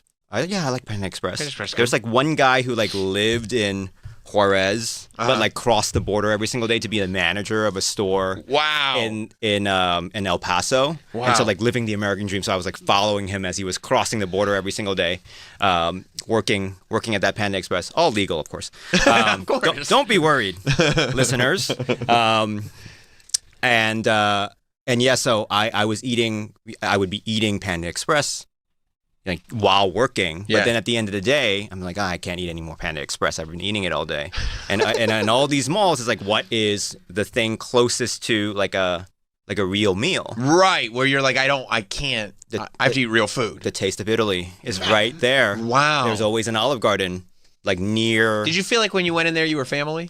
Yeah, That's absolutely. Nice. That's nice. And I would always get the tour of Italy. You would? Yeah. Yeah. Absolutely. Can you guess what the three things are, or do you know? I don't know. Oh man. Yeah. No one can guess. I'll take a guess. Can I guess? Yeah, please do. Fettuccine. Okay. Alfredo? Yeah, he's good. Oh wow. Lasagna. Fettuccine lasagna. Oh man, yeah. And. Whoa. He's sweating. This is serious pressure because you didn't think you were going to go 2 for 2 like that. Yeah. Did you make that guess based on how you know Gary He or based on what you would have gotten? I think I've had the tour of Italy a couple times. Oh wow. You like it? I'm going to say spaghetti? No. Chicken parm. Chicken parm. Chicken parm. Chicken parm. Yeah. As one of 3. Yeah. Wow. Wow. Oh, should have known, huh? I know. But you were thinking pasta. Because it's like spaghetti is like of course. It's the Italian staple. Of course, but then you go chicken parm. I think it's like Italian American though, right? Maybe. I don't know. But it is like a taste of Italy. Have you gone to the one here in Times Square? Yeah. I actually, I actually take all my single friends and bring them there for Valentine's Day every single year. Oh, that's really nice. Yeah, that's really nice. Yeah, it's like a tradition. And you give them all the tour of Italy? I mean, they can order whatever they want. Isn't that great? I get the tour of Italy. You do every time you go, and those are that's Valentine's Day. How much chicken parm do you get in the tour of Italy? I mean, it's the full thing. Wow. Yeah. Wow. I think I've only finished it like 2 or 3 times. Sure. Yeah. And you've had it dozens. I mean, probably more than dozens. And people that work for McDonald's, it's like they say like, oh yeah, ketchup runs in your veins. I feel like tour of Italy runs in mine. Look at that tour of Italy. That's your tour of Italy. That looks incredible. Yeah. Yeah. Have you ever gone there for New Year's? No. Oh, they have a big. Yeah, they have a party, right? Yeah. Yeah. Yeah. Olive Garden, hit me up. We got a book cooking. Isn't that amazing when it's like, oh my God, I've had so much McDonald's. I need to take a break. I got to have some real food. Oh, there's an Olive Garden. Let me grab that tour of Italy. But the funny thing about Gary, by the way, is an excellent follow on Instagram. Because he's always doing something cool. Well, also his photography is so on point. Incredible. That, yeah. But I'll see Gary at these incredible restaurants eating amazing food, right? Like you were into going to high class restaurants. and then you'll see about a McDonald's. That's why I like you. You got to eat everything. You know, if you're doing food journalism, you have to understand the entire spectrum. Like that's what I don't get about a lot of people. You know, they kind of get into the industry to like eat at fancy restaurants, but. Well, they think they're better than people. But like this is what the most number of people are eating. Right. I mean, like there are more McDonald's than any other restaurant in the world. So like by the numbers, right. McDonald's is where most people are eating. So how are you not studying? I took my kids to their first Applebee's over the weekend. Oh wow. I felt like it was a rite of passage, and they loved it because they looked at that menu. There's so many different things they could select. Sat down, ate. They ate good in the neighborhood. So it's been a while for me for Applebee's. I might have to, follow it's hit suit. and miss. I'm going to be 100% honest. Some of the establishments are not quite in the order that they should be, and I don't love that. I like. We all have bad days. I guess that's true. I love a Chili's. Yeah. I prefer Chili's myself. David in Ohio. Hey, was calling just to see if you had heard that the last McDonald's Classic is going away. Where I live is where it's located, and they announced a couple of weeks ago that they're going to tear it down and build a more modern-looking McDonald's. And although I think part of the reason they might be tearing it down, and Sam, you'll like this, it was a couple of years ago, they went from having 2 drive-through windows, like one on each side of the building, like the Classics would, and just had 2 lanes going to one window. Well, when they did that, trucks would use the inside lane, yes, and they would cut too close to the building, and they'd hit this frame, like where the cashier is. That's awesome. There's a giant window, and it would shatter. Oh, that's great. So every few months, I would go through, and there would be a big, like, wooden board in the window frame, and this happened twice, and I finally asked somebody, like, what's happening, and they told me.